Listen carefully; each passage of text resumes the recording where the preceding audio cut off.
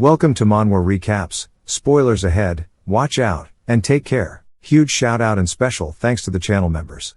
The manhwa starts off introducing us to the game Ether World. It was released 10 years ago as a dating simulator, mostly for a female demographic. But it was heavily dominated by male players. It allowed players to play a variety of characters. Starting from easy and efficient characters, to the opposite end of that spectrum, difficult and inefficient. Amongst them was the worst of the worst, one character known for his difficulty level and horrible features. There was one freak who mained this trash character Bake Yesiol for over 10 years. Of course that is none other than our main character, but due to poor translation we don't know his name, just that he enjoys playing Yesiol. Inside of his apartment we see him drinking some coffee, and that there are new posts all over the forum about a new update. They all mention something called the Dark Demon Dragon and how it deleted their characters. He finds it curious that there's a final boss to a dating simulator. Saying it usually ends when you get together with one of the characters. A famous ranker made an entire rant yapping about how the boss is unbeatable. He puts his coffee down saying it doesn't make sense that there'd be a monster with magic nullifying skills in a world full of magic. He says it must be a bug since people are losing their characters. He logs in and sees the dragon, which is called the 13th moon of the Black Night. He explains to us how in Ether World there is a cult known as the Dark Demonic Humans. Their goal is to help another world called Persona Gate to take over the world. When they finally managed to achieve this goal, that is when the Dark Demon Dragon had appeared. He says that 90% of the continent has been taken over by Persona Gate. But it's not like he cares, he only focuses on PvP and not the story. But he can tell the lore is getting messed up, he wonders if that's okay. But says it's not like he can avoid fighting it, so he might as well try it. We see the dragon on his screen, and he clicks yes on the prompt. He says time to put his last 10 years of gameplay to use here. He logs in, and we see Yesiol standing before the dragon. He says if he were to explain his character, he is the only one that is unable to use magic. Despite the fact that everyone else can, which is what makes him so difficult. He is worse than any normal extra in the game. Okay, we lied, he can use some magic, but only one single skill. The boss goes to prepare an attack, and launches it out toward Yesiol. As it gets close, Yesiol grins and we see him teleporting along the backside of the boss, as it's revealed the only spell he can use is blink. He keeps his momentum. Yesiol watches and waits for a chance, and we learn that his blink spell takes him randomly between 3 to 10 meters. The direction he blinks in is also random, so if he doesn't control the distance well he will die instantly due to the speed and impact. On top of that, the cooldown time and mana usage is nuts. There's also a penalty of being unable to move for 2 seconds after using it. So anyone can learn it, but most people don't use it. But in Yesiol's case, he has mastered it. He can control which direction he will go, as well as the distance. And has no penalty on blinking. It doesn't use up his mana since he has no mana to begin with. Unlike other spells, blink was nothing more than just a movement ability. But he became obsessed with Yesiol since everyone about him was skill-based. So over the last 10 years he has only played as him, unable to use magic. We see his attack on the boss's head, as he cuts all the way down its throat landing on the floor. The boss lets out one final scream, and he turns to see its corpse. As a message appears, saying that he's defeated the boss. He says that shit was a straight letdown, he expected it to be harder since Yesiol is a bad character. He says oh well, and that it's nice. He goes to post on the community saying he'll flex it on them. But status windows appear in front of him in real life, saying since the wrong ending has been reached, 90% of Ether World has been destroyed. However, he was the closest to reaching it. He is confused and his heart starts to race, as the message begs him to find the true ending. He screams as a bright light appears and he straight vanishes in his chair. He opens his eyes, and we see him lying on the floor. He sits up asking what is going on, he shivers asking where he is. Then looks over to see a mirror. He moves over to it, and is surprised to see in the mirror that his appearance is actually Bake Yesiol. A window appears, and looks over seeing episode Escape the Chase. He realizes this Yushoel's prologue quests, he says no way and reaches into his pocket and is surprised to see the entrance certificate to Stella Academy. He says it is hard to believe, but it's definitely Ether World. He says he had to be Yesiol, but says he needs to think about it logically to try and reach the true ending. He says he knows there are multiple endings to the game. Then has an idea, he can't believe nobody has reached the true ending in the last 10 years. But says this isn't the time to be thinking about that. Since he remembers this, right after Yeseol wakes up, the people chasing after him burst into the hut. He looks outside to see a group of hooded men, and quickly hides out of their line of sight. He says they are already here. One of the men notices a hut and says there's a hut over there. One of them tells the rest to go search it. Yeseol says he knows what is next, and that there is a limit to how long he can avoid them. Since he can't fight them right now either, he wonders what he should do, and a window appears saying that he can use blink. He is surprised that he can use it this early. Of course, we already covered blink, but since he has magic leakage syndrome, which makes him unable to use mana, it means he doesn't have to worry about the high mana usage, and the spell is his only hope. Now that the short recap is over, snap back to reality. We see that blink is level 0, and has a cooldown of 3 seconds, and can only be used once. He says he only knows how to do it while controlling a character with a keyboard and mouse. We see the group rushing up to the cabin, and Yeseol hears their footsteps outside and says shit, that was fast. He says there's no time left, and all he can do is try it out. He runs out of the cabin, and they spot him running through the woods. They begin to chase him, and he says this is the first part of his prologue. He needs to use blink to avoid the pursuers. As he keeps running, he explains how they wear magic boots that allow them to run faster. Thus the only way he can successfully escape is if he uses blink. He calms himself down, saying he's used blink countless times before. The timing is burned into his muscle memory. They ask him if he has no intentions to stop. He turns to see they are right behind him. The main disadvantage of blink is that if he fails to control the distance, he'll turn into a bug running into a windshield. While he's explaining it to us, a man with a scar yells, telling him to die, while going to attack him. Yeseol continues his explanation, saying it's a different case when he uses it. He teleports out of the man's attack and creates distance. He says he did it and they are surprised, wondering if he is a mage. What I'm guessing is the leader, tells them it's good for them since the user is paralyzed for 2 seconds after. But sees that isn't the case as Yeseol keeps moving. As he keeps running, he tells himself he needs to use it carefully, and has to use the uneven terrain to his advantage. Since players who can't use blink, can't make it to the next scenario. 99% of the Yeseol players couldn't pass the prologue. Even the 1% who did were unable to surpass the all of blink distance control, and continuous blinking. He starts to count down, and once he hits 0 he blinks across the terrain. Scar Bro asks if he's insane for using blink in this state. He tells those who can use magic to move to the front line and attack that bastard. We see their mage squad pull up. Yeseol recognizes what they are planning. The second part of the prologue forces the player to use blink, avoiding the magic being cast at them. In the game you can see everything behind you since it's a monitor, which made it much easier to dodge. Since his magic leakage syndrome trait is being used, its positive aspects come out, called sixth sense and cognitive acceleration. Bro starts thinking in 4K, and can feel the trajectories of the arrows behind him. He starts to dance between the attacks, and when there's one he cannot avoid, he says now is the time. He takes a half step forward, then blinks. To avoid the massive attack that it was. He turns behind him to see the crater left behind from the attack. And says that was too close for comfort. He keeps running, saying the final part is coming up now. He starts to catch his breath as we see floating rocks and a giant canyon in front of him. He says that crossing this is the next part. But the only way to do it is to control his blink distance perfectly, then he can meet up with some passing mages and escape, which is the end of the prologue. He will need to cancel his spell, which occurs in 0.1 seconds. If he fails even once, he is dead right here. He says there are 20 floating boulders, and that the 0.1 seconds is easier said than done. And asks what kind of freak would make this part of the prologue. However, it is still doable. The problem is, and we hear the group behind him. They point out, saying there he is, they are much closer than he anticipated. And says the distance between them is about 100 meters, and since his cooldown is 3 seconds it won't be enough to make it across. So there's only one choice left for his survival. He needs to kill all of his pursuers. We see him hiding behind a rock, saying he knows this is really crazy. How can he try and do this when he's never even been in a fight before? He says if this were a game the system would make it impossible to attack those that are chasing him. But in reality that's not the case. There are no rules forcing him to play how the game has intended it. The thought of killing someone doesn't bother him. Well, specifically these guys, as they are his parents' enemies in the story. He hears their footsteps right behind the rock, and says they are here, and he truly believes he can win. He reveals himself to them, and Scar says there he is. He orders his men to go catch him.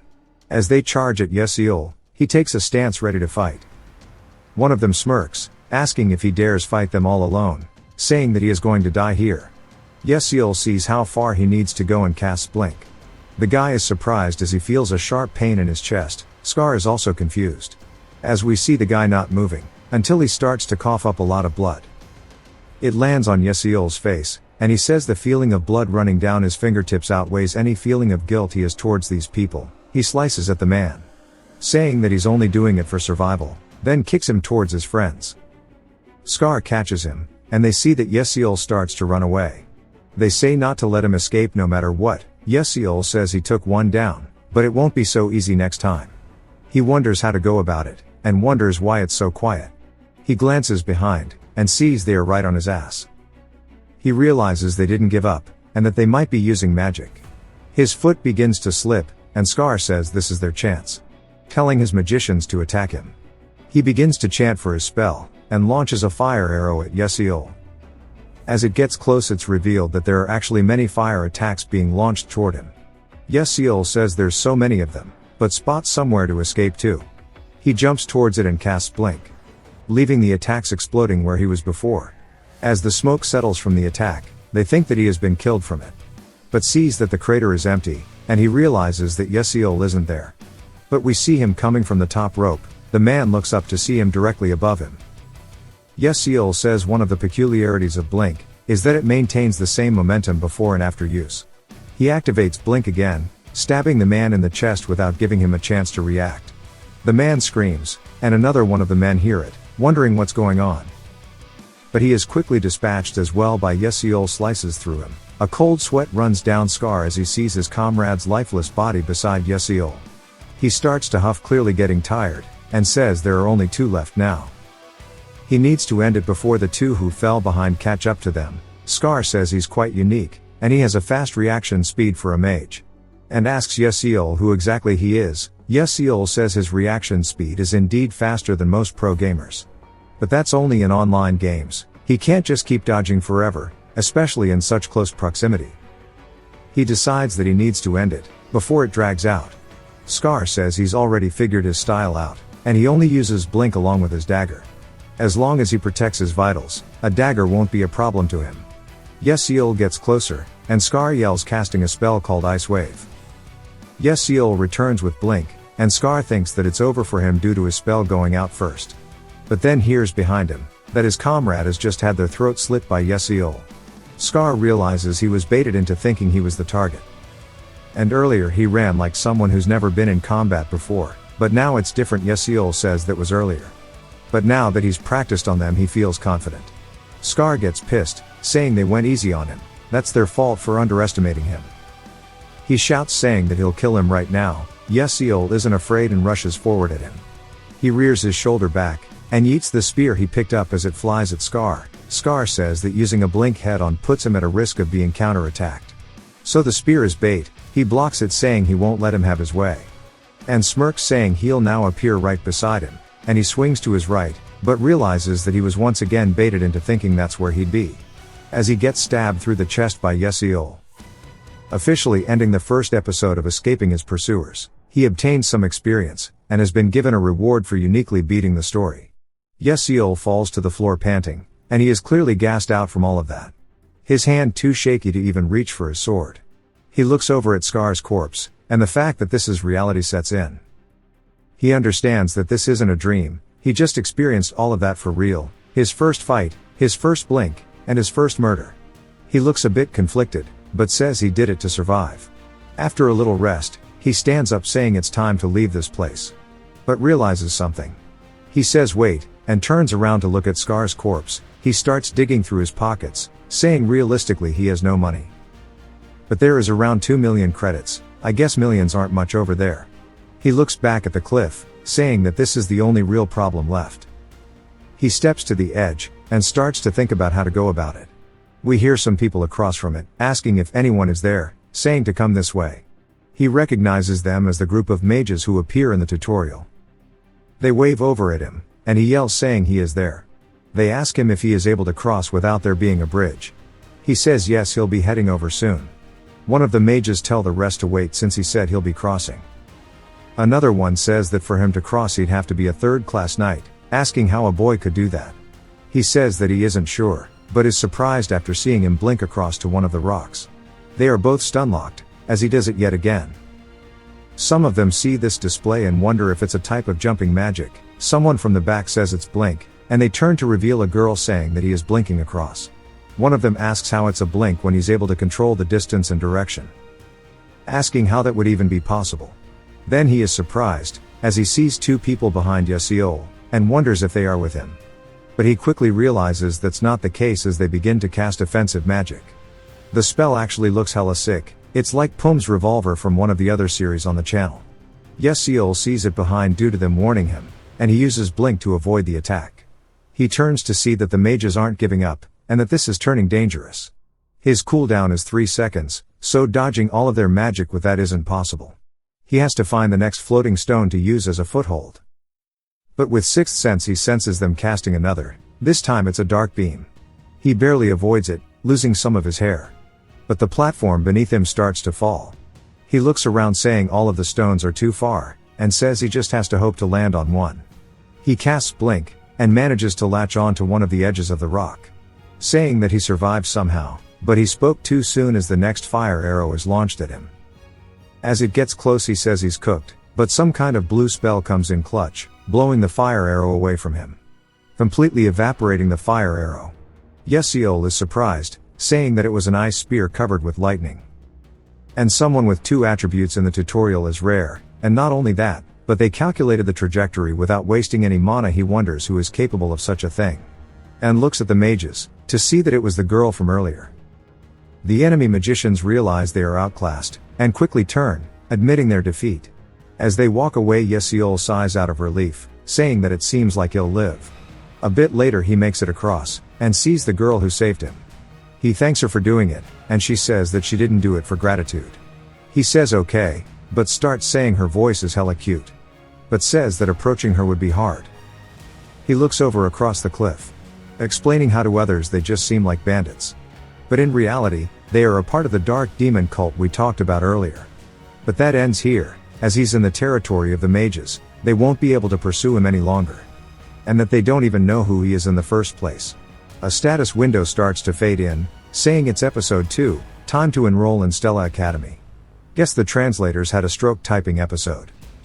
He says this one shouldn't be too hard, but asks why the hell he has to go back to school at such an age. We see their carriage riding off, through some foggy terrain, and inside the back is Yesiol, who is slumped out, but is clearly having a nightmare of sorts. We see the real Yesiol as a kid tugging on his mother's clothing, saying that he's gonna grow up to be a mage.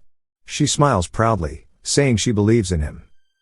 Then his parents worked hard and saved enough money to get him a book on magic. So he studied diligently to make his parents proud and happy. We see his mother covering him up after studying all night. Very wholesome. Then it cuts to her being surprised by the doctor telling her about Yesiol's monoleak syndrome. Yesiol says there is no way this is true. He wonders if these are Yesiol's memories, if they are his. He snaps out of it, and wakes up. With a headache, he looks outside, to see that it is now morning. One of the other passengers say they were just about to wake him up, as they are about to arrive in Lizoicha, a smaller city near Arcanium. Their carriage comes to a halt, and the mages decide to take a break here. Yesiol starts stretching, and sees the girl who saved him staring at him. He finds it surprising, but she instantly turns around. And he says that is quite cold. But things are going well considering how worried he was. The timeline is closer to modern times rather than the Middle Ages. Inside of major cities they have trains, flying ships and warp gates, to make long-distance travel convenient. When they make it to Lizoicha they'll board a flying ship, which will take them to Arcanium, which is where the real episode begins. There are renowned magic towers as well as mage knight orders, and 5 renowned academies in Arcanium. The academy with the most powerful mages and most excellent students is Stella Academy, which means that it's full of geniuses and nobles from all over the world. He still doesn't know how Yesiol got admission in the first place. He says that he also forgot to check his skills. We get a more in-depth look at monoleakage syndrome, MLS, from now on.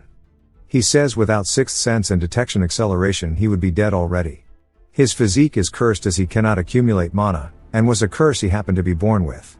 However, it allows him to detect mana around him with his sixth sense. It allowed him to sense any attacks coming toward him within a certain radius, of course. Detection acceleration allowed him to sense things as if time had been slowed down, so even the attacks that seem impossible he could deal with. It's a necessary skill for Yesiol since he can't use mana, but he can't use sixth sense for long, and it eats up his mental, so it has pretty heavy consequences after. Next up are his stats. He opens the tab. We see most of them are 1-starred, he says that is actually quite decent starting stats. The original Yesiol had low sensitivity. So it seems like it took part of the stats he would have had, and put them into Yesiol. He explains how skills have levels, but stats are starred. The maximum stat level is 9 stars, but that is impossible to reach. He played for 10 years, and the highest he reached was 8 stars for stamina and sensitivity. But he decides to invest into sensitivity to boost sixth sense and his reaction speed, as he can raise most of his other stats through training. He says now the problem is the MLS. If he doesn't train it he won't survive for long, and he needs it to upgrade to Secrets of Nature physique. It'll be explained more later. The way to reinforce MLS is within Stella Academy. This means he has no choice but to go to Stella, if he wants to find the true ending and treat his syndrome. He doesn't want to go back to school, and he wished he had something to help. A window appears saying he has missed notifications. He wonders what it is, but gets told it's time to get going. He decides to check them later. The blue-haired girl watches him leave and it cuts to a flying ship. The announcement says they'll be leaving for Arcanium, so take a seat. Some really well-dressed people look over and see Yesiol, saying he looks like a lost kid, asking if he's never been on a flying ship before. They call him a country bumpkin, and click their tongue wondering why Stella has to let peasants in. The man says it's supposed to be the most renowned in the world, and they are sullying the waters with people like him. Yesiol looks at them, but pays it no mind and sighs, saying that kids are the same anywhere you go. They start to get annoyed, asking if he sighed at them. This angers the purple-haired one, and he barks saying to stop there. But the other boys are stun-locked. He wonders why everyone is so loud. Then turns to see a white-haired girl, and stutters saying Princess Bian. Yesiol turns and asks if he just said Bian. She is the princess of the Adalebet kingdom. She walks past everyone, and the purple-haired boy greets her. She glares at him, and he freezes up. Second-hand embarrassment from this one. She walks past Yesiol, and he says she's considered a villainess in this world. She is one of the main characters in the game. She and the main female protagonist always argue, and Bian dies in the end, regardless of what route you take. In some she is brutally murdered, in others she's bullied by the entire academy before being expelled. In one she goes through something so shameful, she never appears in front of the public again. As if the developers had personal resentment and wanted her to suffer. Yesiol says he knows she's popular among the male players since she's pretty. But he feels like she'll kill him if he talks to her. His stomach growls, and he says he should go eat. We see a lot of nice looking food, but he is devastated with only one can of something. He says this shit is all too overpriced. So he'll wait until they land. Another announcement comes over, saying it would like everyone to be aware that they are arriving in Arcanium in 10 minutes. So make your way to the first floor. He repeats the announcement and Yesiol smirks saying it's finally starting. And that this is his new reality, and it's time to do this. But then he jumps to being gloomy, saying it's good he resolved it. Honestly not sure if there was something that was skipped or not, left me a bit confused. He wonders if he will be able to survive in the academy, or rather will he be able to survive in this world. He looks out the window, then remembers the notifications he had to check. He opens them up, and it says the Constellation Project offers him a special reward. 1. A downgraded version of the items he used in the game. 2. A downgraded version of the skills he acquired in game, or 3. Just experience. He starts to think about which one to pick, and wonders if he could get a few specific items, but it says the item's quality is too high and will be severely downgraded. He asks for another called Hyperspace Blink. Since it's an advanced version of Blink it cannot be acquired. But he can enhance Blink slightly. He asks if he truly has to downgrade. The system says due to his lack of narrative power they aren't able to materialize fully. He wonders what it is, and it says the force that drives the progression of the story is called narrative power. If he continues to explore unknown branches of the story like yesterday, it will accumulate. So in short they can't give him anything late game worthy since he is a newbie. He asks about something called the Bulbul glasses. The system digs through, and says it can be provided. He decides to go with that then, and they appear in his hand. He says he can't believe the day would come when he is actually wearing this thing. It's an item that contains all of the information he's collected while playing the game. In Ether World, it was impossible to recall and read information about hunted monsters or acquired knowledge. So players developed various items to store info. And that he is one of those players too, he puts them on. It consumes mind power, but it remembers every single piece of knowledge he has seen. It has two abilities, folder and seal. He opens the folder, showing a whole list about game information. He looks at some of it, saying this is good enough. Since this is real life, there's no way for him to tell how much grinding he could do using the game system. But with these glasses he can at least regain half of his previous ability. We hear some students talking about a woman named Azel. He looks up to see the blue-haired girl who saved him. She is apparently the daughter of a trader named Dutch Malf. They ask how dare she show her face here. Yesiel doesn't recall the name, but looks through his glasses seeing that she is a fake heroine who dies later on. He says to explain it there is one thing he must point out, although the place he is in is a game called Ether World. The fact is that it's a game based on the original fantasy romance novel called Don't Love the Princess. And the novel is about Aziel who had lost her entire family. She grows by confronting the schemes of the villainous Bien. And eventually ends up with the male protagonist. In the end her revenge motif disappears and the male character protects her. It had a sad ending after receiving harsh feedback from its readers. He says even though the game is based on the novel, the story is completely different. In the game an original character named Flame was added and took the role of heroine. This character named Flame had a backstory. She came from the modern world, and enjoyed reading the novel, and was transported into this world.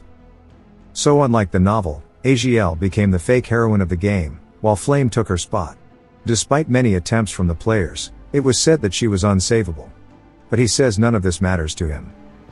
He wonders if it's his imagination, saying he feels like he's seen her before. Okay, this main character has brain delay. How many ice lightning mages does he know? Someone had to say it. He decides it was just his imagination, and decides to hop off. Inside of Stella Academy, we see students everywhere and a man says as they are aware the dark demonic humans are the mages who embrace the otherworldly powers and transform into monsters. Even at this moment they continue their invasion by opening persona gates, or liberating ancient dungeons. Their destiny as mages is to protect the world from the forces of darkness. The students start to talk about how boring of a speech this is. The man says next up they will have the oath ceremony for the 4 students with the highest scores, and the freshman representative. He calls for the students to all come up onto the podium, and we see the 5 people he called forward. Yesiel says their faces are shining, and it's fitting for the main characters. However, the brightest one among them is obviously the representative Ma Yusong. He had the highest score overall. Yesiel says that's him. He is a character that is pretty much just him. He has a mana status of 9 stars, possessing the potential to close the realm of deities. He's a natural genius who can use all of the elements. Even if he can't reach the true ending, he wants to avoid any of the bad endings, so he has to get Yusong on his side. But he says that will be completely up to Flame, the other person from his world. He says it's up to how she acts. Since she's from his reality it might be good to get along with her. But things will get complicated if she considers him an enemy. He has the upper hand in terms of information. She is just a possessor from the novel, but he is a possessor from the game. Although his importance the story is even less than a shop NPC in a village. He also tells us how Flame has the ability to cleanse the dark demonic humans. But aside from that, she has the ability that lets her make those around her poor. Weird wording maybe. So being around her would affect him for sure. His role is to support the main characters from afar. And to not get involved with them as much as possible. The entrance ceremony is finally over and episode 2 has been completed. It jumps to show a wider view of Stella Academy then back to Yesiel inside of a lecture hall. He says it's been a while since he graduated university, so it feels weird to be a high schooler again. But still it doesn't feel bad since he has this little watch. It's the Stella Pocket Watch. That proves you are a student at the academy. If you have this you receive much better treatment and service than those with Magic Warrior licenses. He says he can't wait to use it. Their teacher enters, and he tells everyone to take their seats. As they will now begin exams, so put away all items other than writing supplies, and those with glasses will be examined prior. He says that Stella's academy curriculum is more rigorous than most Korean universities. You take an exam on your first day. It's called a class organization exam. Pretty much a class placement exam. The teacher says it's time to begin the exam, Yeseol looks down and says that he has no idea what it says. The class placement exam is unrelated to the entrance exam, that is notorious for its crazy difficulty. Students are assigned from F to S classes based on the exam. Of course most playable characters are obviously in the S class. But Yeseol placed last among the students. He wonders if he could just hand in a blank page, or if he'd be expelled. He looks over to see Yusong, who yawns out of boredom. Yeseol says he expected no less, seeing his paper finished. And it's no wonder he is always bored. The nature of his character all wraps back to boredom. He was born in the strongest family in the world, and as he has the most genius brain and talent in the world, everything is too easy for him. Which is why based on how the female lead acts his disposition would be decided as good or evil. The dark demonic humans who work to bring the humans to ruin, would obviously be very interested in Yusong. But his biggest issue is his family to begin with. He says looking at geniuses makes him compare himself even more. He wonders if he can use his glasses on this. He pulls them out saying he's got nothing to lose. The professor walks by him asking what's with his glasses. And he said that if you were going to use them you needed to get them checked prior. He says oh yeah he did. The professor says he'll check them. He pours some mana into it and looks at it. Yeseol says if he gets caught he might be expelled. Then the window makes a sound, asking him if he would like to activate the glasses. He says no, and to stay asleep. The professor thinks about it, and gives it back saying he can't feel mana from it. So to make sure to ask beforehand next time. Yeseol says if the original functions were working, that'd have been horrible. He turns on the glasses. And says he can actually see the answers. And that this is a jackpot. He wonders what'll happen if he gets first place. And he starts writing saying he'll escape F class for sure, maybe even get a class. But the professor says the exam is over, and that he'll collect their papers. Yeseol is surprised, then the papers all get sent flying toward the professor. He says he only finished 3 questions. The professor starts to look at them. And Yeseol says he thought he'd escape F class, but he's doomed. But he looks up at the professor who yells for him to give him his glasses. Yeseol does so, and the professor imbues mana into it again, saying there is no way. He tells a student to go bring Dr. Grayan over. Yeseol wonders what's wrong, saying he wrote the answers process clearly so he wouldn't be accused of cheating. And if he was caught or not. We see the professor asking Grayman what he thinks. He analyzes the glasses, saying the fact he solved the question is suspicious. The professor asks if he cheated, but Grayman says no. He can't feel any magic from the glasses or his items. So he definitely solved it with his own ability. Grayman says it's interesting, and we learn the professor's name is Lee Hanwol. Grayman tells him to apologize to the student. Hanwol quickly does so, apologizing to Yeseol. But of course he cheated, and would have been in trouble if it was turned on. He tells Hanwol to be careful in the future. It cuts back to another outside shot, then we see Hanwol's office. Inside he is going over some papers, and seems to be thinking about something. His colleague calls out to him, asking if he's grading the freshman's exam papers. He tells her yes, and she says that she heard there are many interesting freshmen this year. She is a part of the Council of Elders. She is named Adeltamen. Hanwol says yeah, apparently so. From the most renowned family of fire magic. Hong Bian is attending, the crown prince of the Scalvan Empire. Jeremy has surpassed his older brothers purely from his magical talent alone. From the world's greatest magic tower, the Full Moon Tower, Hei Wonryong, the successor. She says that she's heard it was tough to set the exam questions high enough due to how many talented students there were. Hanwol says that he is glad she's enjoying it. But as she mentioned, the exam had 3 questions at the start that were meant to be too hard for students to solve normally. The intention behind the 3 questions was that if you can't solve it you should just skip it. Second, how would you solve a problem that didn't appear in any of the books they studied so far? The era of magic where memorization and theory prevailed is now over. Now is the age of combat using quick judgment and creative thinking. But the questions were not meant to be solved. Over 1,000 of the 1,141 students let them blank. On the other hand, the 100 students who attempted them most couldn't get a single answer semi-correct. Among the new students, only 3 of them got all 3 correct. Ma Yusong, the prodigy of the century, and Flame, who got special admission from the principal. Then there is Yeseol. Yusong and Flame are geniuses, but he's sure Yeseol had the lowest admission score. He didn't expect him to solve them at all. Especially when he didn't solve any other problem. Adele says she was wondering why he's so interested in the score, saying there must be one that makes no sense. She says it makes sense though, as countless formulas and equations failed to solve them. So what would a student know? Hanwol asks her if she thinks the student might be a genius. She says it might be a coincidence. She leaves and he lets out a sigh. We learn that the principal only let Yeseol in due to his control over Blink. Hanwol says it must be that the students who are specially granted admission are just different. He smiles, saying a mage who specializes in Blink, he'll find out soon enough if it was coincidence or not.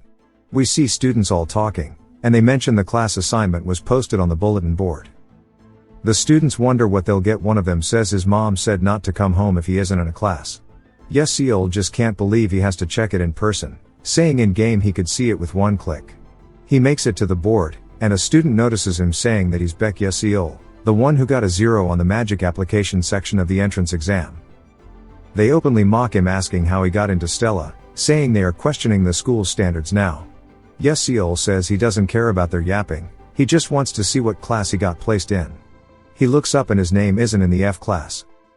He wonders if he failed for only answering 3 questions. Some other students say his name shouldn't be here, and that there should be a mistake here. They start to talk about other students and how they ranked in the double digits and were placed in the A class. Yeseol wonders what they are talking about this time, and goes over to check it out and is surprised to see that his name is inside of the S class. He says this can't be, and that only the most special students are placed in S class. It's different from the other grades with multiple classes per grade. Class S only has 41 students, and only one class. He says this is a mistake, and it's low-key stressing him out.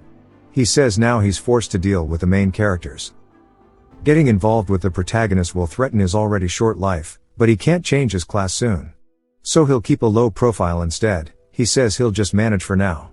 We see Flame looking at him, and she's got something on her mind. It cuts to a room where we see Bien being slapped by what I assume is her mother. Asking how she got 3 questions wrong, even Azel only got 2 wrong. She is the fire element professor, named Hong Yil, definitely her mother. She says she wasn't able to answer them, that even insects got correct, which means she is lower than even insects. So she should think of herself as a bug and do it again. She asks her if she understands. In a broken tone, Bien says yes. Her mother looks down on her, and lets out a sigh, saying to listen to her, she can't afford to be like her. She was chased out of the kingdom and is holding on to a stupid professor's job. And that she cannot become the shame of a kingdom. She says that she needs to become better than her sister. Yil begins to smile, asking again if she understands. Again Bien says yes, but in reality she doesn't understand.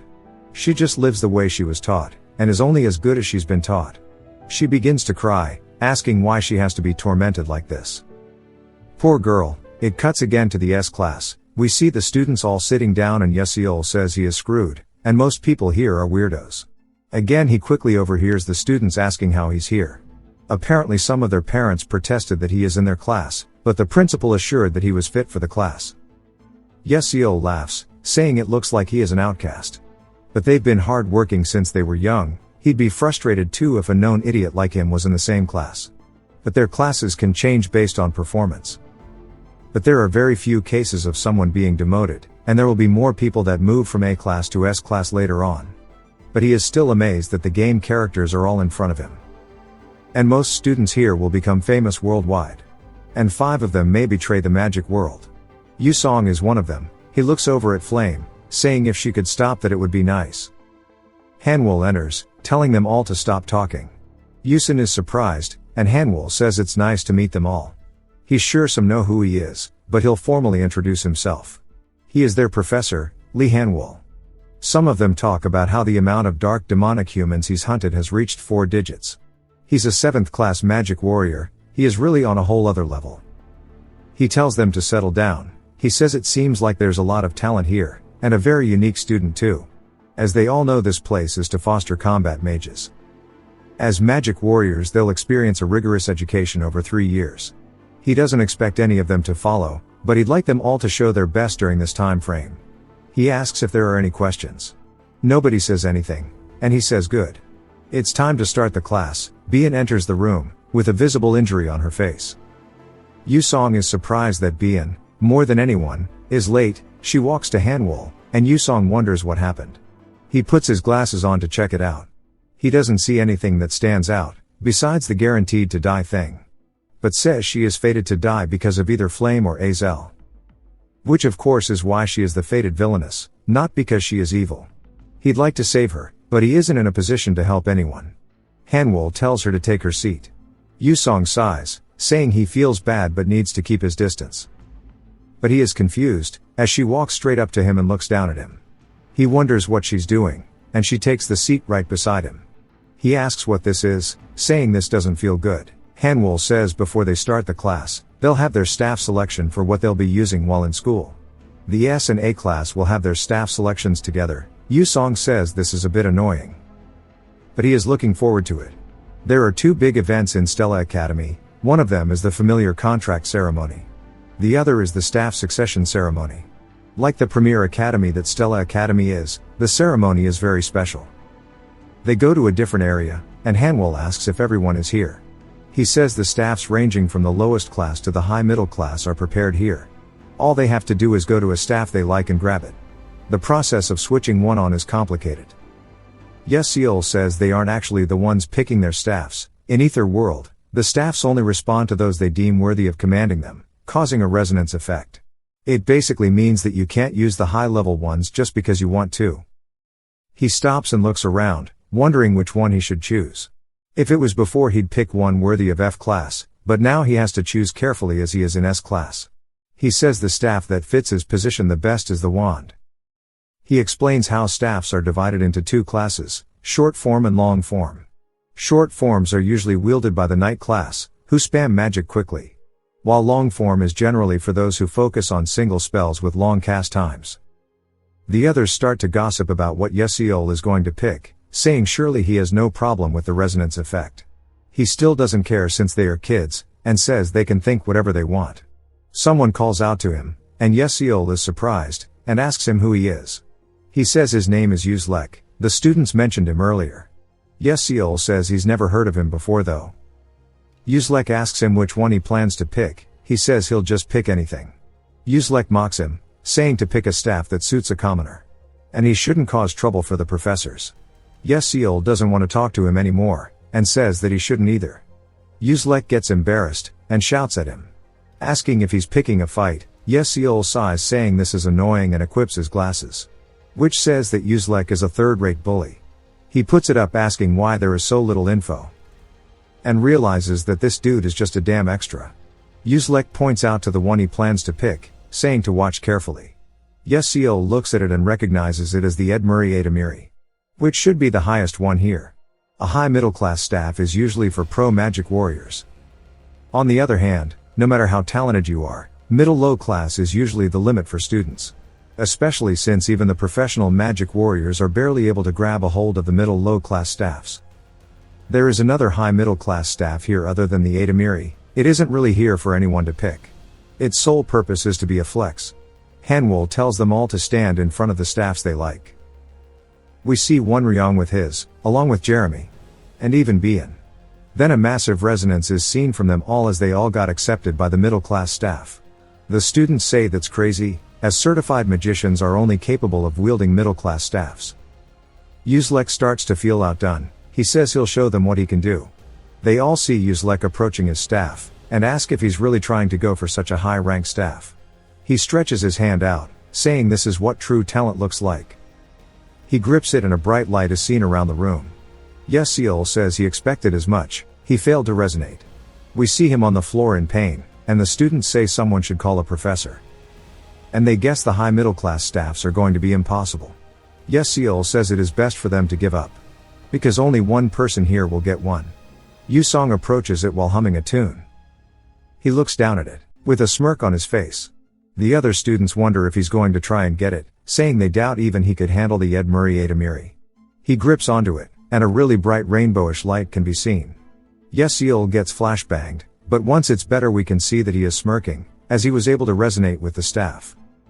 They say there's no way a student is capable of taking that, asking how it's possible a student can use a high middle staff. Yeseol sighs, saying he expected this. Now other people will understand how talented he is.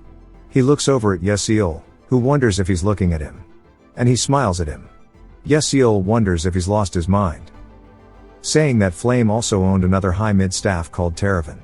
However, this might be where the route splits, if Flame manages to get it.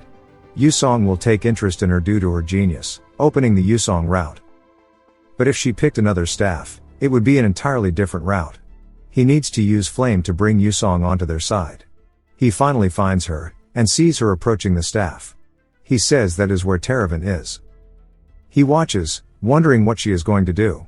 She walks toward it, and he says that she needs to take this, then Yusong will take interest in Flame. And there's a chance at a good ending, but she just ignores it. Which surprises him, and he wonders why he isn't interested in Teravan. He wonders if she doesn't know about it, saying maybe she's lacking info. But that is bad. He says she should be able to resonate with any staff since she's the female lead. But she might pick a weird one, and they could end up losing out on the good routes. He realizes he has no choice but to push Teravan onto her. He begins to activate Blink, saying he has to do this. He leaps toward her, and she turns surprised, asking when the hell he got behind her. He asks which staff she'll pick. She asks why he wants to know. He simply says she just looked a little lost. She tells him it's none of his business, and turns away. He tells her to wait, and says something is strange. Flame is meant to be friendly with everyone since she is a very social person. But she is being really cold. He can't give up since his life depends on this. He says he really wants to help her pick one. She says to mind his own business. He tries to say there's a perfect staff for her, but she gets pissed, asking what the hell he knows about staffs. Yoon-seol wonders where he did something wrong, asking if she hates extras. He says he heard a lot about her. He says surely she could resonate with this one, and she asks if he means the Teravan. He says yes, that one, then hears a weird ringing sound. He wonders what the noise is and flinches as Teravan flies into his hand. He slowly opens his eyes, saying that scared him. But is surprised to find it in his hand. He starts to panic since he was trying to give it to Flame. He says oh, and turns sweating nervously. She doesn't say anything, so he calls out to her. She in a very happy tone asks him why. He tells her it's nothing, realizing that he is screwed. It cuts to later, and Flame is walking with other students, and they begin to gossip about how 2 students grabbed some high mid-class staffs. They are surprised, saying historically only 5 people have grabbed them, and 2 people of the same year do it now. But strangely, one of the students can only use Blink. They say that it's a best magic, even though it's rare, it's straight ass. They start to wonder if something went wrong, but Flame is deep in thought. It cuts to the self-study hall, and she is walking down the hallway sighing that it's quiet now. And that no matter where she went, she heard them talking about the 2 students getting the staffs. But she cannot understand it. She couldn't believe he grabbed Teravan. She read the novel 3 times before being a possessor, and Yeseol never appeared once. And that not anyone could resonate with Teravan, but he did it so easily. She took it like he was trying to show off to her, but decides it's pointless to think about now. Some other students call out to her, asking if she plans to study. She turns and quickly smiles, asking if these kids think she's a nerd or something. They say she is always here studying. She says it isn't like that. Another one asks why she calls them kids when they are all the same age. She says it's a habit, as she was treated older where she lived. She nervously laughs, saying she can't act like a kid. They ask if she plans to study alone, and she recognizes the girl as Jackie, wondering why her hairstyle is the same as hers. She says not alone, as a special supplementary meeting is coming up, so she is going to attend that. But that she needs to head off. She says that they can all eat next time. As she walks away, she sighs, saying girls at this age are hard to deal with, or well, all students are. She bumps into someone, and they call out her name. She looks up to see that it's Wonryong. He asks if she's fine, and she says yes. But he notices her expression seems off, asking if she's okay. She wonders if he's worried, but says that she's fine. He asks if she's going to self-study. She says yes and asks if he is going to the S-rank training hall. He says training is important. She says he is unnecessarily sincere, and he says that's the pot calling the kettle black. He stares at her, and she wonders what he wants. Then he smirks, and adjusts her hair bow. Then says he'll see her later. She watches him leave and says that's bland. She then turns to see Jackie watching her from afar. She waves at her, but she runs off. She decides it doesn't matter, as it isn't the time for this. She makes it to the special supplementary meeting, and says according to the novel Azel and Bian will be here. It'll be important to watch the female lead and the villainous face off. She opens the door, and enters to see Yusong acting friendly with Yeseol, who doesn't want any part of it. She sees the host, an A rank named Kyle, and how he is taken aback. She says that he probably didn't expect so many S-class students to be participating, and finds it odd that even Soo-young is here. He is the male lead of the world, and is interested in Ye-seol for some reason. She says it's no coincidence, Ye-seol didn't solve anything other than the 3 major questions too. She wonders if he knew from the start if you answered those that you could enter the S-class. Poor girl is so wrong. She says if he really knew this beforehand, then he is dangerous. Ye-seol sighs, saying he wishes someone would take Yusong off his hands. He asks Ye-seol why he came here, saying he doesn't need to listen to this stuff. Asking if there is a special reason, of course it's because his grades are ass. He looks at Yusong, wondering why he is so interested in him. Kyle says that it's time to start, they will be looking over the placement exam problems. And that they all surely know about the 3 questions from hell at the start. He wanted to expand his influence by teaching dumb nobles. He says he managed to solve one of them. He spots Ye-seol saying he still might be able to spread his influence, since he placed the lowest. He smirks, saying he'll show him that he is better than he is. Kyle starts to put the question on the board, saying he'll show them how he solved it, and that it's a trap, and how it leads you to an error. Yusong is smirking, and asks Ye-seol if he thinks he is right. He sees that Yusong is really waiting for his reply, and has no idea what Kyle is even talking about with the 3 questions from hell. Our main character is smooth-brained. Ye-seol decides to just be honest, and says he doesn't know. Causing Kyle to stop writing, the students start to talk about him and ask if he's saying that Kyle is wrong. Ye-seol panics and wonders why everyone is looking at him like this. Kyle breaks the chalk, asking if he's doing it wrong in a condescending tone, and asks Ye-seol to come down and solve it himself. Ye-seol wonders why he would do that, and Yusong encourages him. He wanted this from the start. Ye-seol says whatever, and heads down saying he'll get it over with. Flame and Bien both watch him and he heads up to the board, and puts on his glasses. Saying the 3 questions from hell is an overstatement. It's just a pun quiz. He gives an example of if a mage cast a spell saying Dear Earth, shed tears. And there is double the amount of dirt than before. Why would that be? He says the answer is simple, if dirt cries it is in a state of decomposure. He says it's ridiculous to him too and wonders who came up with this. But says that Kyle solved the problem like it was a math problem. His method is definitely wrong, but he got the right answer due to luck. But if there was another problem similar he would get it wrong. He says he can't tell him the proper way to solve it, but he can show him where he is wrong. He says the problem mentioned earth, but what if it were wind or water? Asking if his method would still work then, Kyle says he'd use a different method then. Ye-seol says he'd have to do it all differently then. And it was pure luck he got the answer right, not because it's what the test maker intended him to do. Kyle tries to answer, but can't find the words, and admits that he's right. I like him for that. He continues talking to Kyle who takes notes, and so do the other students. Flame is genuinely surprised, asking how it's possible that the other students are writing down what he's saying. She says that Azel and Bien should have been arguing, but now are distracted with the problem. Flame is worried that this isn't okay. Yusong waves bye to Ye-seol as he is leaving. Ye-seol waves back, but can't believe he got involved with Yusong, and wants it to be over. He lets out a sigh, saying it's because of Teravan. But he can't even use it right now. He can't understand why Yusong came to him. There weren't any instances of characters using it besides Flame. He sees Bien waiting for someone, and wonders what she's doing.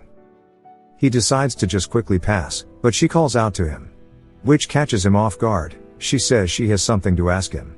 He asks her what it is. She asks him why he didn't explain the solution earlier. But it's not that he didn't, it's that he couldn't. He says she's misunderstanding, he just didn't have anything to say. She thinks about it, then says she understands. He didn't want to announce his solution in that kind of place, right? Ye-seol says that isn't it either, but she says she will compensate him. He asks what she means. She says she'll compensate him fairly, so whatever he has in his mind, he needs to explain it to her. He's even more confused now. At the library we see them sitting at a table, with her exam papers in front of him. He says that he doesn't understand why she needs to know these 3 questions. She says she has her reasons. He says alright, and that these are the only 3 she got wrong. Asking if she is embarrassed getting help from someone who got all the other ones wrong. She says not at all, the only embarrassing thing is not knowing how to solve the problems.